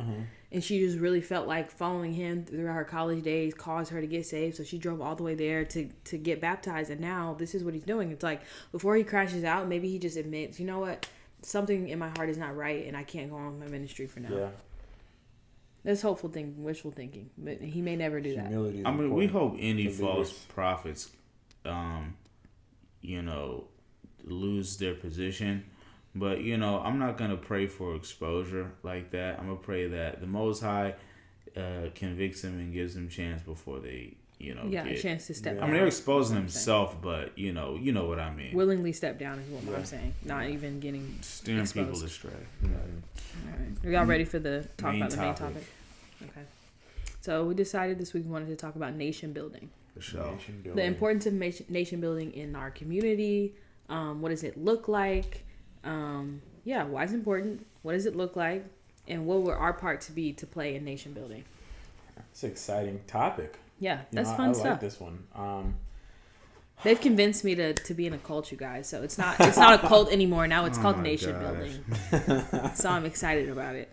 Yeah, I mean, it's definitely a topic and a conversation that we as a community need to start being more open to having and just discussing, because as we're realizing that we're in these end times, and as we read biblical prophecy and understand what the Most High's word about, the remnant being saved and us being taken out of and coming out of the daughter of Babylon, and just not having to deal with all the Most High's judgment. I think it's important that we have this conversation on nation building and really what it looks like. I think that there's a role that each of us are going to have to play and understand our roles and be. First off, I think the most important part of nation building is establishing I don't know how best to say it, but establishing basically a society, and our society is going to have to be based on the Most High's word. It's literally going to have to be laws and statutes and theological. Okay. Like in the Bible, like that's literally how we're going to have to build. To share a same belief. Mm-hmm. To share a same belief and to have like those laws and the way of operating, and then from there we can start to get into, whether it's the nation building aspect of construction, or maybe it's medicine and science, or maybe it's finance, or maybe it's about health and education for kids. Like there's different aspects to it, which I think that we're just all gonna have to we'll know our role, but be really just excited about working together. I think that's what excites me about the nation building is like, oh snap, like they just got this farm of 20 acres of vegetables and fruit, and like I need to know how she like improves her crop each and every year, so that not only my family can eat, but the rest of our families in our community can eat in our little province or whatever we call it. But it's an exciting conversation. I think it's definitely one that we have to talk about a lot more. I think for myself, my role is going to be something in regards to finance. I think in like helping, making sure projects get funded, making sure that money, like ins and outs, and also, as well as like how are we going to trade with other nations, which is going to be important, because I do believe that when we do build a nation, it's not going to be here in this nation, it'll be in Africa, and we'll likely have access to a lot more resources, so we have to be wise. Or a lot less resources. Well, I think we'll have a lot more natural resources. Okay. Natural resources that can be made into other resources, so we can try and attain this type of living. But yeah, it's an exciting conversation, and I think that we all have a role to play. I think the definitely the one role is that we are gonna have to teach each other, either whether it's our specific thing with like for brand and fitness, like, or like also the thing about spiritual well-being, which is definitely gonna be something that we're just gonna have to hold each other accountable for and do. When I think about nation building, first I think of Dr. Umar, because Dr. Umar always says that in order for a civilization to be independent or to be successful, they have to have, one, a way to feed the people. Yeah. So basically a food source, food system, a grocery store, a farmland, whatever. 2, a way to keep people in good health. So there has to be a hospital. And then 3, a way to help fund and finance the people. So there has to be a bank. If you don't have a food source, a hospital, a bank, educational institution, you are not an independent nation. Yeah. These are things that we've never been able to accomplish here within the United States of America. We've never had an independent black bank, grocery store, hospital. Education system that hadn't been basically burned down, crushed down, and stomped down before it even got to into existence. So that's what I think of first. First is that we have to be able to establish those institutions. The next thing comes to mind when I think about nation building, I think of the nuclear family. We're having an issue in our society with the black nuclear family. It's a very obvious. You just look around. In my life, everyone I know is single. Like, if you ask me, I don't know any kids. I don't know anyone who has kids, or kids on the way, or pregnant, because everyone's single. Like, not literally, but that's how it feels. Yeah. Everyone I know is between the ages of 24 and 40, and they are single. Like, so therefore, there are no black nuclear families. So no, not literally. It's not literally the case, but you can't build a nation without the nucleus, which is a woman, a man, child rearing. That is that's nature. That's the Most High's design. So we need the institutions, we need the nuclear family, and then mutual respect. So I mentioned before, I've been reading through Exodus with my homegirl, my friend Raven, and I have gotten to the place where Moses' father-in-law is telling him, you are tiring yourself out listening, like, from sun up to sundown about debacles between people in their household. We need to put a system in place where what we have now, the judicial system, where there are certain tiers of leadership that you go to in order to settle conflicts. And if you can't settle at that tier, it goes to the next, up to basically their version of the Supreme Court. So you have to have some kind of system to settle debates amongst one another. And like you said, we have to have the law. We have to have the mutual understanding of respecting your neighbor, not stealing, not lying, and so forth, because that's how you have peace. I think if we get those things all in order and in place, and we understand those principles, we can build a nation. Yeah, I'm gonna come from Acts 4:32. And the multitude of them that believed were of one heart and of one soul. Neither said any of them that aught the thing which he possessed was his own. Meaning they didn't own their own possessions. They shared everything equally or across need. But they had all things in common. With great power gave the apostles witnesses of the resurrection of Adonai Yeshua. And great grace was upon them all. Neither was there any among them that lacked. For as many as were possessors of lands or houses sold them, and brought the prices of the things that were sold, and laid them down at the apostles' feet, and distribution was made unto every man according as he had need. And Joseph, who by the apostles was surnamed Barneve, or Barnabas, which is being interpreted the son of prophecy, a Levite, and of country Cyprus. Having land, sold it, and brought the money and laid it at the apostles' feet. Perfect example of how we need to be living. When I look at nation building, I study the Nazarenes, which Paul was the ringleader of the Nazarenes, which was taught. Let me see. That is, I believe that is in.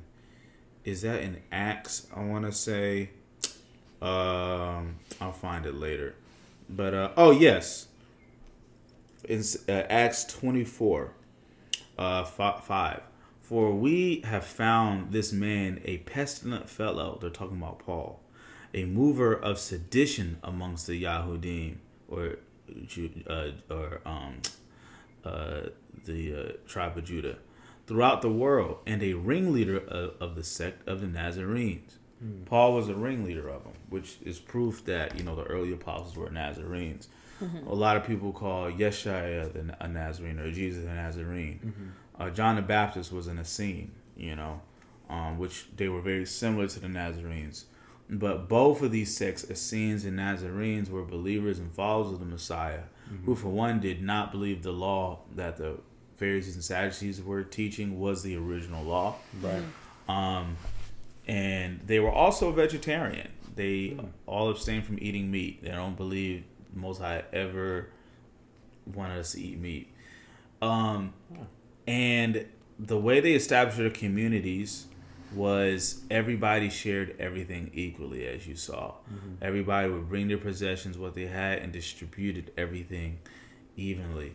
And doesn't that sound like how the Garden of Eden would have been, right? If we all stayed in the garden, everybody just had what they need and shared. It would be enough. There would be plenty, basically. Like the idea of owning land is kind of like, how can you own the earth? Right. It's like, don't go past this square because this is my square, and then your square is over there. Right. How can you own? Yeah. Right. How can you own what the Most High gave to everybody? Right. And this is how that's like heaven on earth, really. Yeah. Everybody. There's a story in the New Testament. I won't go too deep into it, where husband and wife, they basically withheld and stole, and they lied about it to the apostles, and they died and the Most immediately. High, Ruach killed them right there.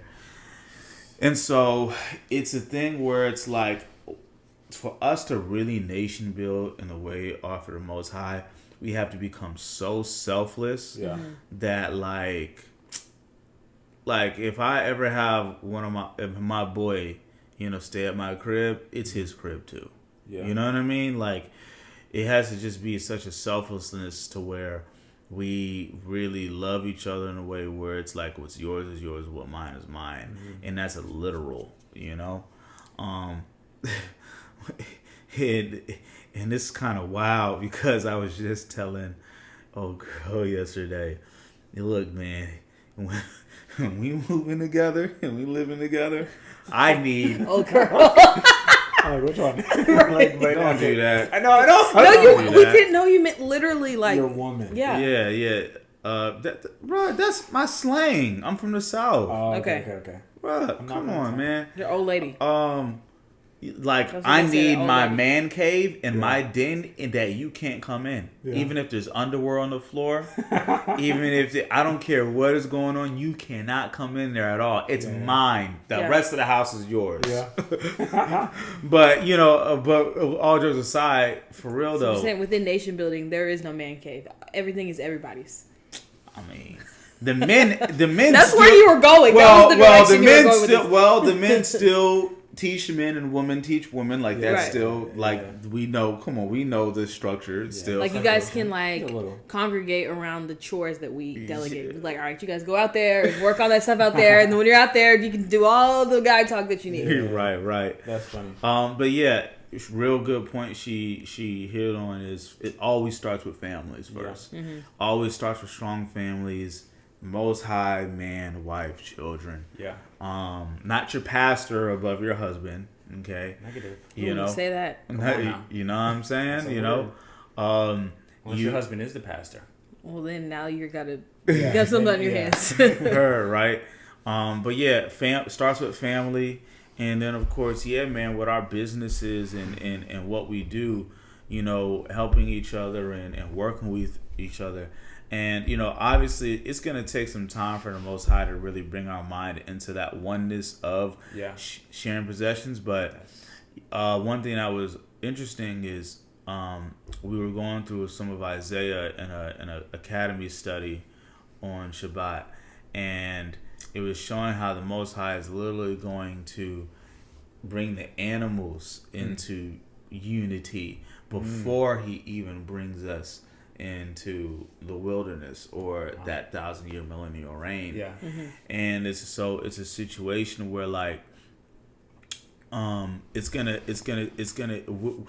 that 1,000 millennial reign is gonna be that. Right? But we have to already start getting our spirits and minds in order to where we actually love and share and work with each other on those planes. Yeah. And I mean, it's going to be, it'll be hard though, because look, we have our stuff, we work hard, we have a amount of pride in how we work and we have our things. But as we get ostracized from this system that's coming up,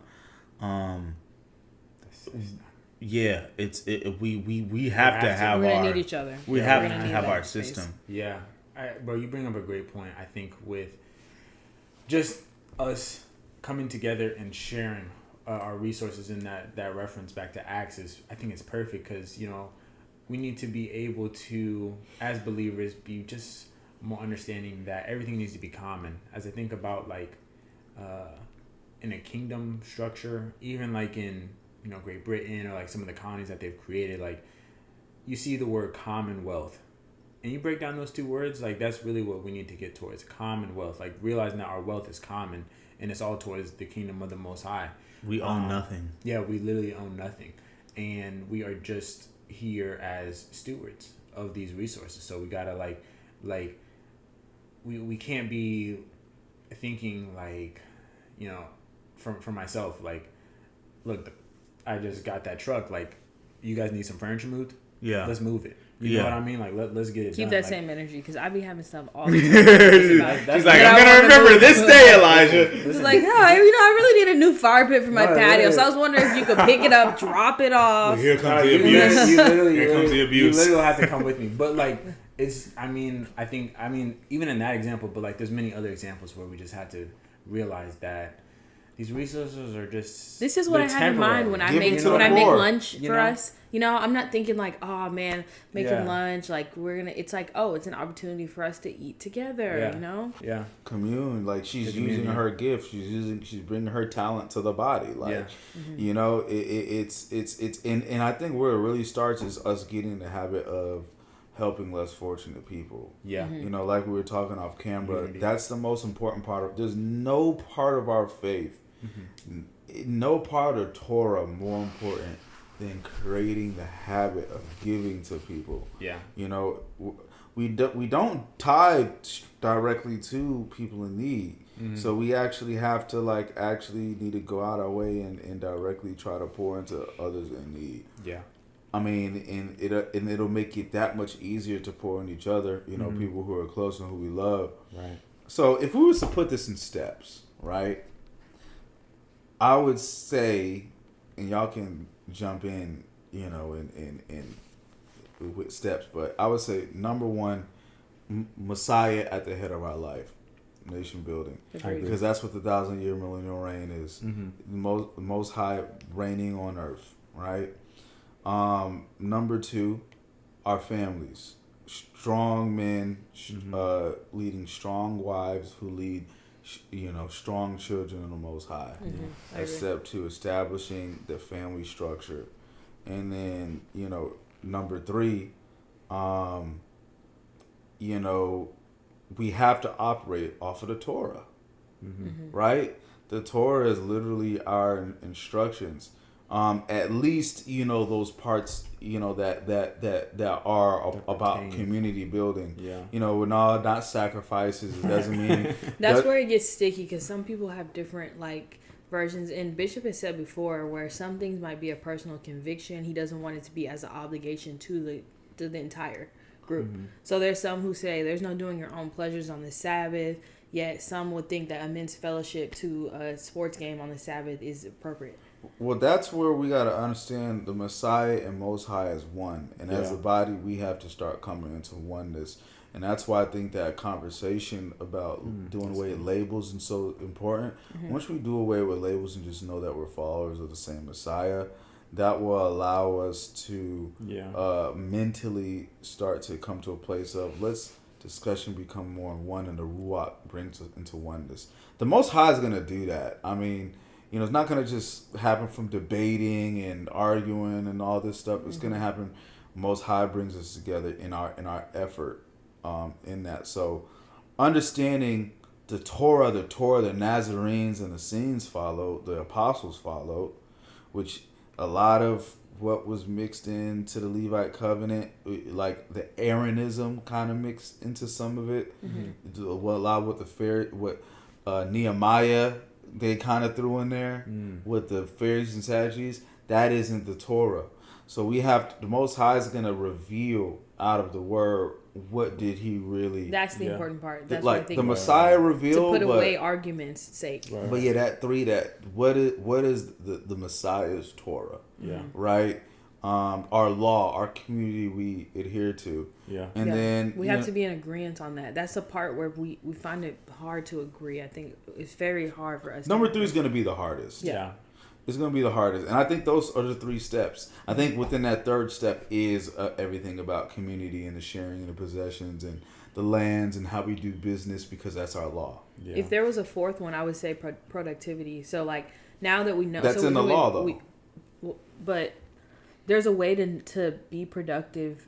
There's a way to think, I want to add value here. And then there's another way to actually create the structure. So the Torah is not going to tell you exactly like how to build a house and how to create roads and education. But once you guys have an agreement on your like standards and morals and rules and regulations, then you can go into who has what job and what's the ultimate goal. And in 5 years, what do we want this to look like? In 10 years, what do we want this to look like? So that's when productivity and like the project management side of like building anything. That would be the fourth step. You know, I get it. I definitely get that. I understand. It's like how many people do need to work? How many hours need to be work? Because like right now we live in a society where the norm is for people to work 40 hours, 8 hours a day, have 2 days off, so forth. Everyone doesn't have that. Right? Henry Ford. Yeah, everyone doesn't have that schedule, but for the most part, we can agree that during business hours, if you call an establishment between 8 and 4, someone's going to answer the phone and help you with this and that. But if you call on Saturday, they're not going to be there. So you have to have some kind of like understanding of who is working when and what and doing what. And everybody can't be a school teacher. Some people have to do other things. Everyone can't chop lumber all day. Other people have to keep the books. Like there are lots of jobs. On a real sincere note, I really want to see some of us really start to implement this in our lives, like, and like when we really need each other, not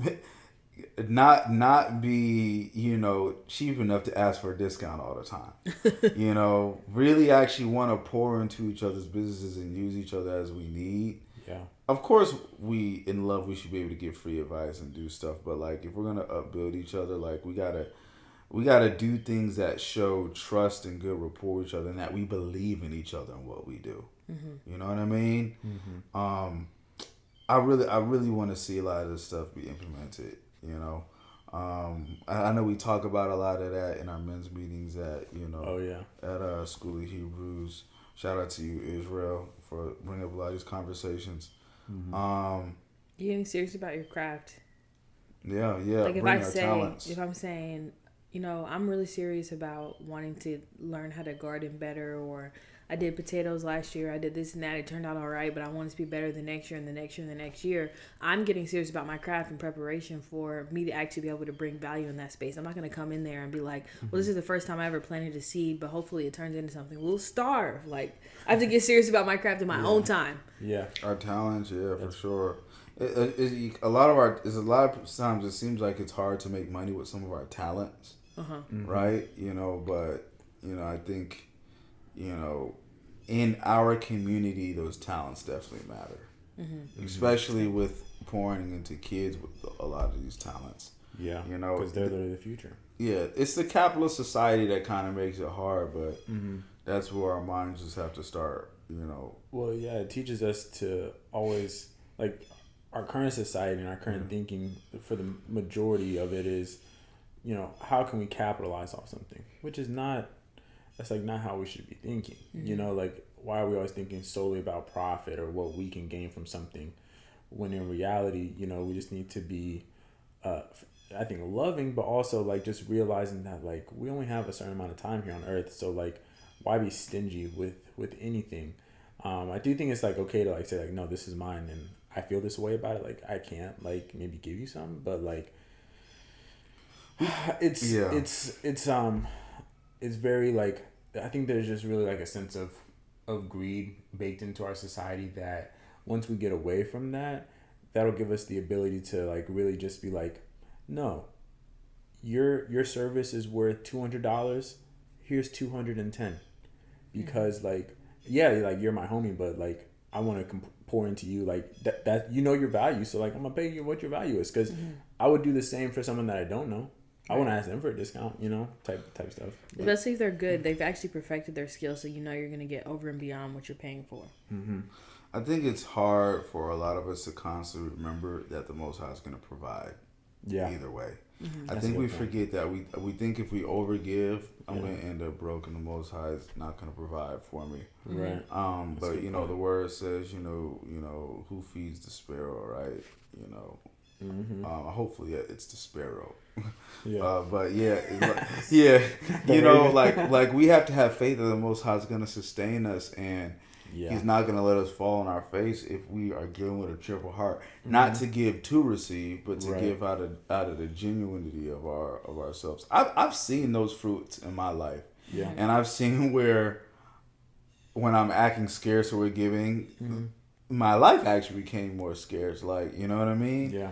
So, yeah, man. Yeah. I think we all can agree that nation building is like kind of exciting to think about. It's something that we hope to be able to really live out in the future. How amazing would it be if when I come outside my front door, I see all families of my people doing well, similar thoughts, similar, expectations, moving as one, as opposed to, you come outside your door, people kind of speaking different languages. The Hispanics, they act like they don't see the blacks. The Asians act like they don't see nobody but each other. Everybody has their own agenda. We just live in a place that's so divided. So the idea of living in this super like inclusive community where everyone knows and trusts each other, has similar morals and values. You don't have to worry about where your kids are at playing, and you don't have to worry about what they're being taught in school. Like that literally sounds like heaven on earth. Yeah. To wrap up the subject, I have a challenge for us. We need to go to the group chat. We need to go to our congregations. And we need to... What are we going to do? For real, like, really talk to our leaders, like, on some... we were just talking about nation building a little bit. Some of us, younger folk who we're the kind of the heartbeat of the congregation because we're the future and, blah, blah, blah. Yeah. And we were just thinking, like, noticed. we need to make it known to everybody what everybody does. Yeah. Everybody needs to know all of the skills, talents, work that we do. That's good. So everybody knows we can go to these people first rather than go to random. Certain things. Yeah. Right? And I think that's a good start, right? I like that idea. I like that too. Excuse me, because, I think we really just do be forgetting that we have the person right next to us, right in this group chat, or sit, across the pew from us that has this skill that we need, but we just do a Google search or call and just go to whoever, you know what I mean? I like that. I like it too. And I think that'll like kind of help start somewhere, at least in our congregations and communities, for real. Yeah. And then for young people out there who are still figuring out their life and what they want to do, really asking yourself, where can I add value? Because like I was mentioning before, the difference between in the world versus in the faith is like, you see people out here and they're like, you know what, all I want to do is get TikTok famous. Like, I think I can get famous online. That's what I want to do. I don't want to go to college. I don't want to do anything. I know I can get TikTok famous. But then it's like, what value are you adding? So I really encourage young people to ask themselves, what value do I add to the world? And if you don't know, go and find that out. Like, what can I do? What can I learn? What skill set can I have that can take me far in life? Like, whenever you see people just getting money off of the ridiculous things, like going viral and TikTok and so forth, you ask yourself, like, who is gaining any sort of value from this thing? TikTok. Right. TikTok's creators keeping people on the platform longer. You know, a lot of people want to go into education and so forth. Like, there is very much value in that. Yeah. Yeah, I mean, and there's value in social media. You just need to be spreading some type of substance. Yeah. Stuff that's going to actually live longer with people than just entertain and we forget about it after a day, you know? Yeah, I'll be honest. I like that I shouldn't say like I'll be honest, I'm always honest, but the money pot, You being really real. really real. Like, the majority of my content is on content that is seeking to improve someone's education, and I think that's why it's not like I don't get viral, you know, because it's not entertainment. Yeah. But that's okay, because I'm fine with that. I'm solely putting this out for education, but to that point, it's like, what value are you bringing to someone's life with your content? Like, I do think there's a part of social media that can be utilized to add value, like what we're doing here. But there's a part of it that's also just like, I learned nothing. I'm just like feeding. I'm just being, useless information. Yeah. Stream of timeline full of useless information that I'm adding to. Yeah, literally. Yeah. So, okay. Yeah, man. Yeah, I've been having to get real comfortable being censored for the last couple of years, but whoever the Most High is gonna reach my stuff, that He'll reach. Yeah. I've heard the fruits back, so I'm content. But all right, man, we beat that dead horse. No, I'm joking. That's not a dead horse. Nation building. Yes, nation building. All right, alternative thought. Same stories. This kind of goes back to the Katt Williams. Different belief systems. Yeah, like how they just kind of like glossed over, said all religions or beliefs or cultures are saying the same thing. But now, is there truth to that? Is there validity to that? Yeah. That different belief systems could be set using the same stories or the same things with different names. And what does that mean for us and being in the truth and how we want to be set apart? I mean, why are there so many similarities? Are these stories being cross-referenced? Are they true stories? And why do they exist in different belief systems? Yeah, what do y'all think? I want to start with an example I have, which I had learned a little bit more about the certain saints in Catholicism. I was having a conversation with someone I met who's Dominican, and she was explaining that based on her traditional Dominican version of Catholicism that she was raised on, the saints are worshipped and they have power and they have names and they have different areas of jurisdiction, basically. And so some saints that her mother will pray to saints, and certain saints would tell her mother things in the physical that are going on in the spiritual, and they praise and worship these saints, and they say that these saints are saints of Christ and that they are teachers of Jesus, but that they're saints. And then in other versions there's certain deities and Greek gods and people that have different names, and they're able to do different jurisdictions, that they're over water, earth, wind, sea. So there has to be some validity. Some of these deities have to be real. They have to be real, because why are they in so many different stories? But my thing is that's where humans tend to fall, though, because now you're worshiping a creature that was created, even if it does have a certain level of spiritual power. Where you're still going wrong is that you're giving worship to any type of saint, or any type of deity, any figure, any like spiritual being that you're giving any of your worship to is still idolatry, basically. Not giving the worship to the Most High. Yep. Yeah, it's in that example that's deceptive. I think that a lot of these other same stories can be deceptive, coming from like I don't, and I know I'm not wrong for it, but like my perspective is that it's the Most High, and then there's just evil. Like, you know, like it's good, which is associated with the Most High, and Yahshua Hamashiach, and then there's evil. And because I come from this perspective, like when I hear things like that, I'm like, okay, well, you know, those saints are just new names for the fallen angels. And then like throughout time, they've taken on different names in different civilizations, you know, whether it's Ra in Egyptology, or whether it's Zeus in Greek mythology. Like, you know, it's just different names for, I mean, everyone has a creation story, Right. you know, so I find it interesting for sure, but it's hard to have that conversation with someone when you're like, well, there's only the Most High. That's why, like, I refer to God, Yahweh, you know, Adonai as that, like the Most High, literally the Most High Elohim, the Most High God. So like, I don't know, that's just my perspective on it.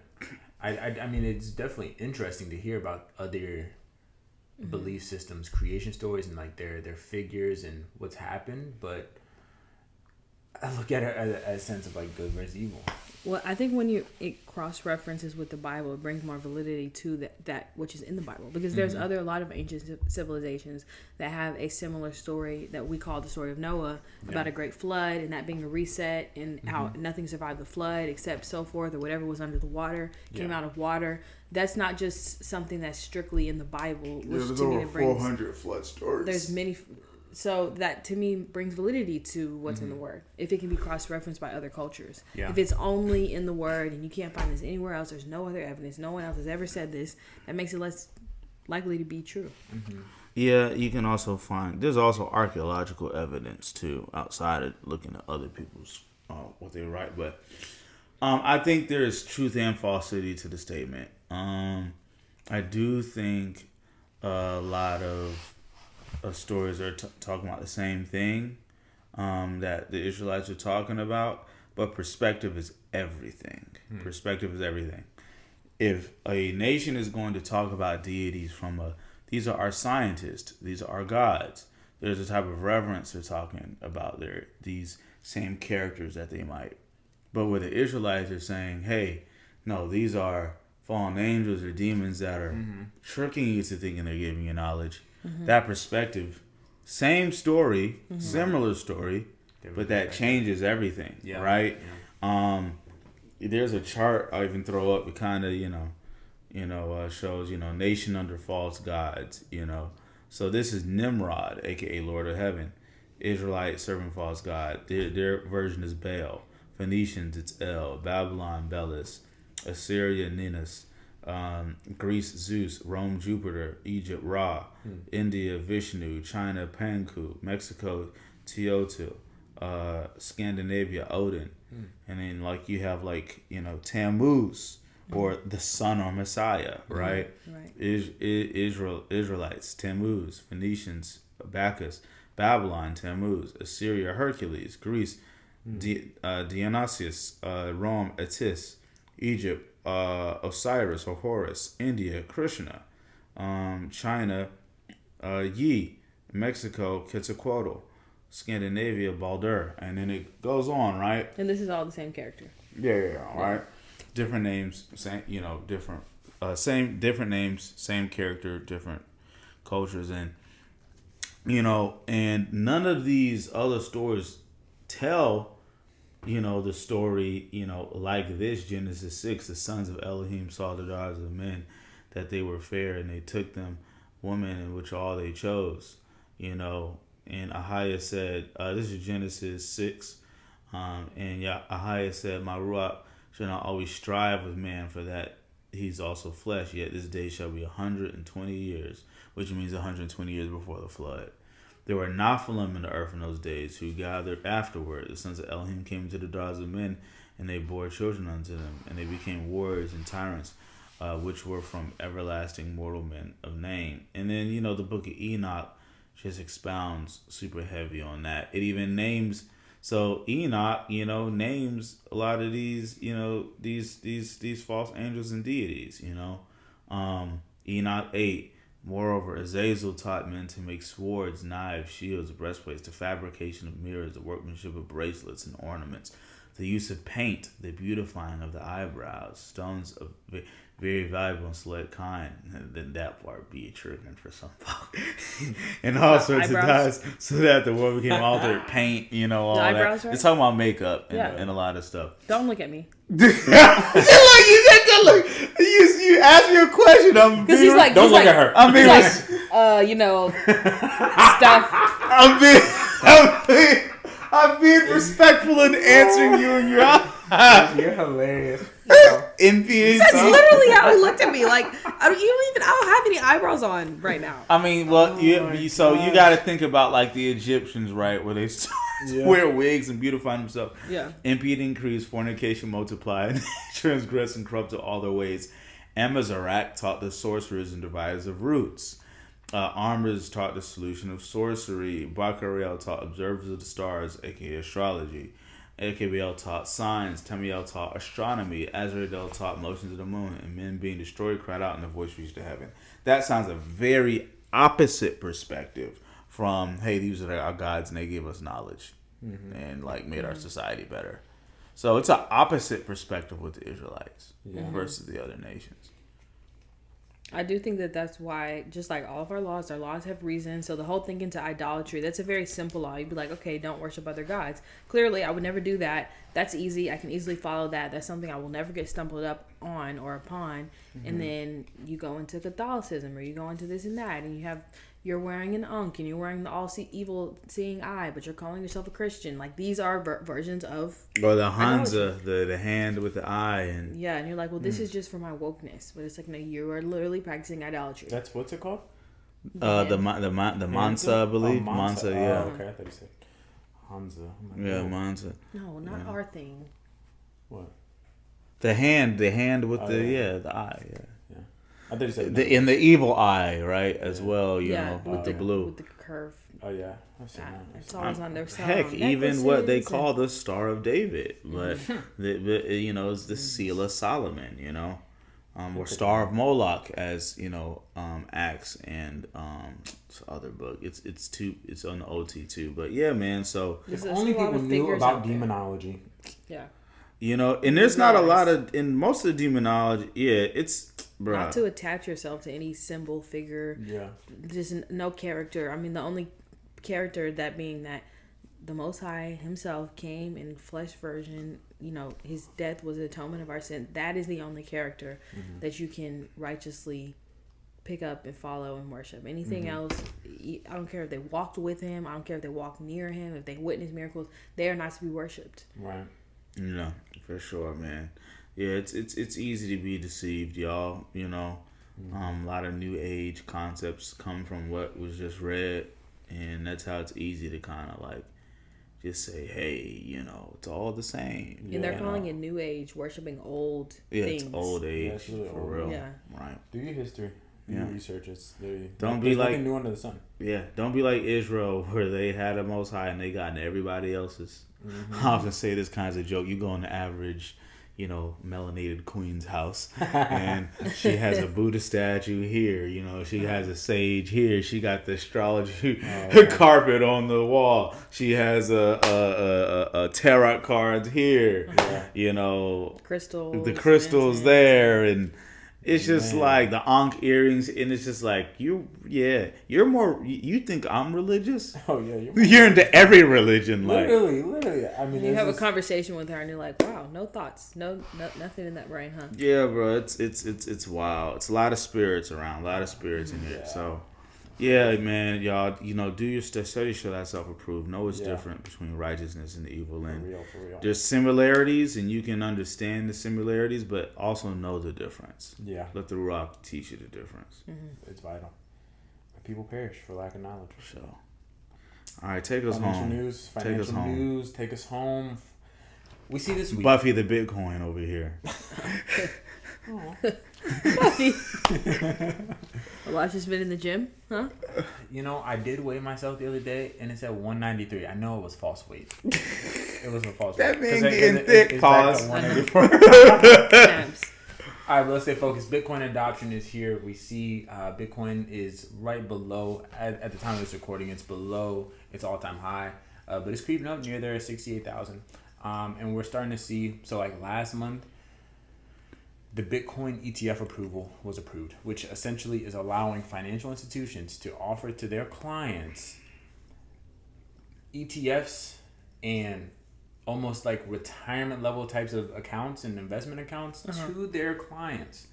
So this is Via Bitcoin? via Bitcoin. Okay. Like, you know, let's say you have $100,000 in a retirement account, you want to put some in Bitcoin. Well, you could put like, you know, 68,000 whatever into Bitcoin. And now as Bitcoin grows, that your money's going to grow with it. So we're seeing those starting to come into effect. So like, you know, you might see, like if you're with BlackRock or Fidelity, like your money's with them, you might see them over the next couple months reach out to you like, hey, have you thought about opening up a Bitcoin ETF or account? And now, last week, we see the ETF being opened up in other countries. So Brazil, BlackRock in Brazil, they're starting to offer the Bitcoin ETF. Mm-hmm. So we're I starting was to just thinking about an ETF. One of my clients told me about it. It's where you put your account. In those accounts, your money grows. Mm-hmm. Like, but when you want to withdraw, it takes like 2 days, right? You can't like just go into it like a bank account, right? Yeah, they always because they have to sell whatever you own before they can cash out the money. Yeah. So like ETF, I mean, I think it's maybe T+1. So like it would take like 2 days potentially to get to your account, but like it's just another type of investment vehicle that you can utilize. So we're seeing Bitcoin start to be more adopted. This doesn't mean that people are actually holding physical Bitcoin. What they're doing is they're holding the United States dollars in Bitcoin. So like they don't really own Bitcoin, so to say. They own United States dollars in Bitcoin. Equivalent value. Yes. The thing that's very curious to me is that because if you go down the rabbit hole of who owns a Bitcoin or how it was started and how it was accidentally started and then somehow it became huge, how can major banks, like you said, Fidelity and BlackRock, how can they, because it's not backed by anything or it's not backed by the United States security or it's not, like it's not owned by anyone hypothetically, how can they like offer that to their clients with knowledge of that? Well, it's like if I just start a coin and then all of a sudden Chase Bank is like, we believe so much in Deja's coin that we're going to offer it to our customers. Something about that sounds very strange. Yeah. Well, Bitcoin it has first mover advantage. So like it was the first blockchain cryptocurrency ever created. But not right now we're to the point to where I think that there's less than 50 million Bitcoin in circulation. So like the reason, like, you know, supply demand. So what gives Bitcoin its value and its backing, essentially, like it's even more valuable than the United States dollar right now. But like what gives it its backing is that there's a limited supply of it. And now that the demand is increasing, that's just continuing to push up the price. But now we're realizing that in all of cryptocurrency, the whole digital asset space, there are a lot of whales. And when I say whale, that is like a large institution with a lot of money holding these assets. So we see Bitcoin, like, I want to say, I saw one report that there was an institution, I can't remember the name of the institution, they have been purchasing 100 Bitcoins per day since 2022. So like with you having that many Bitcoins, that's a lot. It was like late November 2022, but like that's like that. Think of their portfolio as $3.1 billion. Yeah. You know, it's like they can move the market very quickly. So it's like with and there's all no this, maximum number of coins that can exist. No, there's a maximum. How? Because there's a limited supply. Like there's only that's what gives it value. Yeah, if it was unlimited, it wouldn't really have value. I don't think there would be any limit of number of coins because they're hypothetical virtual coins. But so can't they just create? Well, think about it, that's how we see inflation in the United States dollar. There's no value. There's no gold backing it, and so there's no real value. So there is no maximum number of dollars that they could print. No, there is a maximum. I'm sorry, there is no maximum. You're right. Yeah. So for Bitcoin, I would think that they could just create more virtual coins. coins. You can't. There's only a certain amount. And actually, like in April, there's a Bitcoin halving event, which is going to decrease the overall available supply of Bitcoin. They're going to reduce the number of coins that are available. Yeah, so that's going to make the demand go up all the more, which is going to make the price go up. Wait, you said when? It's in April 14th.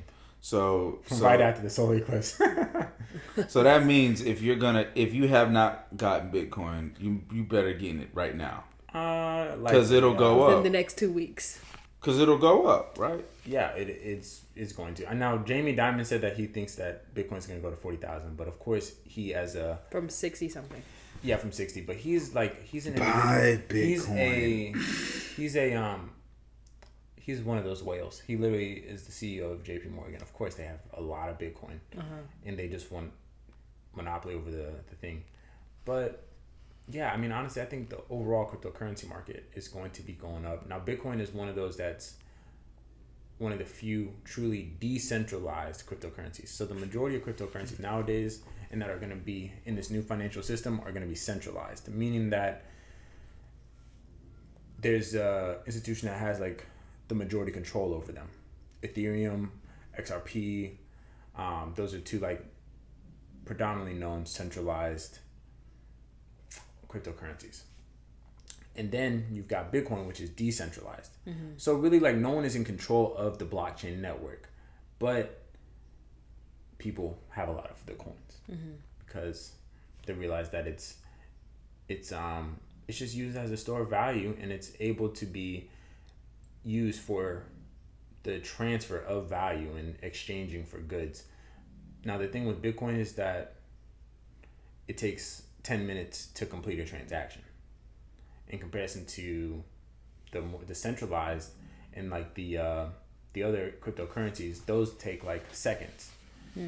And the downside of Ethereum is that it has high gas fees. So like let's say you have $1,000 in Ethereum, you're gonna pay like, you could potentially pay like $100 in just transaction fees, which is cutting into your profit.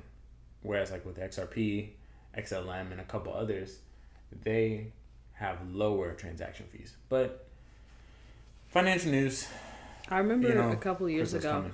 when people were like mining Ethereum using their own computers at home, and like I was like dating someone, like him and his roommate have like this huge computer thingy going across like the whole bottom of their TV because they're mining Ethereum, and all their guns are over on the side, and they're wearing all these chains, and they're like, trust me, like we got it on lock, we know what's going on out here. And I'm like, scamming, drug dealing, and but they weren't scamming. Both worked in IT, so they were getting into mining because they were like, we work in IT, we know how to thing goes with the computer, so we get our own computer rigs. We're gonna get rich. I never followed up to find out if they got rich. But let them tell it. They were on their way. Yeah. Being a crypto millionaire, I want to be like, hey, big head. About to spend a lot. Hey, big. You hit it rich? I see Bitcoin's up with the triple Ys. How we looking? Was thinking about you. With the triple Ys. I might have to do that. Hey, That's funny. Oh boy, this was a juicy. It was a juicy episode. For sure. You gotta stay prepared. For sure. Man. I'm down for nation building. For sure. Likewise. For sure, man. This might be our longest pod. Nah, man. When we came back from our hiatus, that one was a little long, but we did have a break in between. Okay, in this true. video, True. That was like 5 minutes. Gotcha. True. Okay, cool. Yeah. Well, hey, man. It was a good podcast. Stay dangerous. Yeah, stay dangerous, my friends. Make sure you guys like, comment, share, subscribe to the YouTube channel, and give us some feedback on our topics. On things that we say. If you have any questions, make sure you email us or just drop a comment. We appreciate all sorts of engagement, and we love y'all. Yeah. And if you feel moved to donate, Cash App Kingdom Outkasts Pod. We ain't begging, but if you feel like it, hey, we're gonna make our podcast better. And shalom. Shalom. Deuces.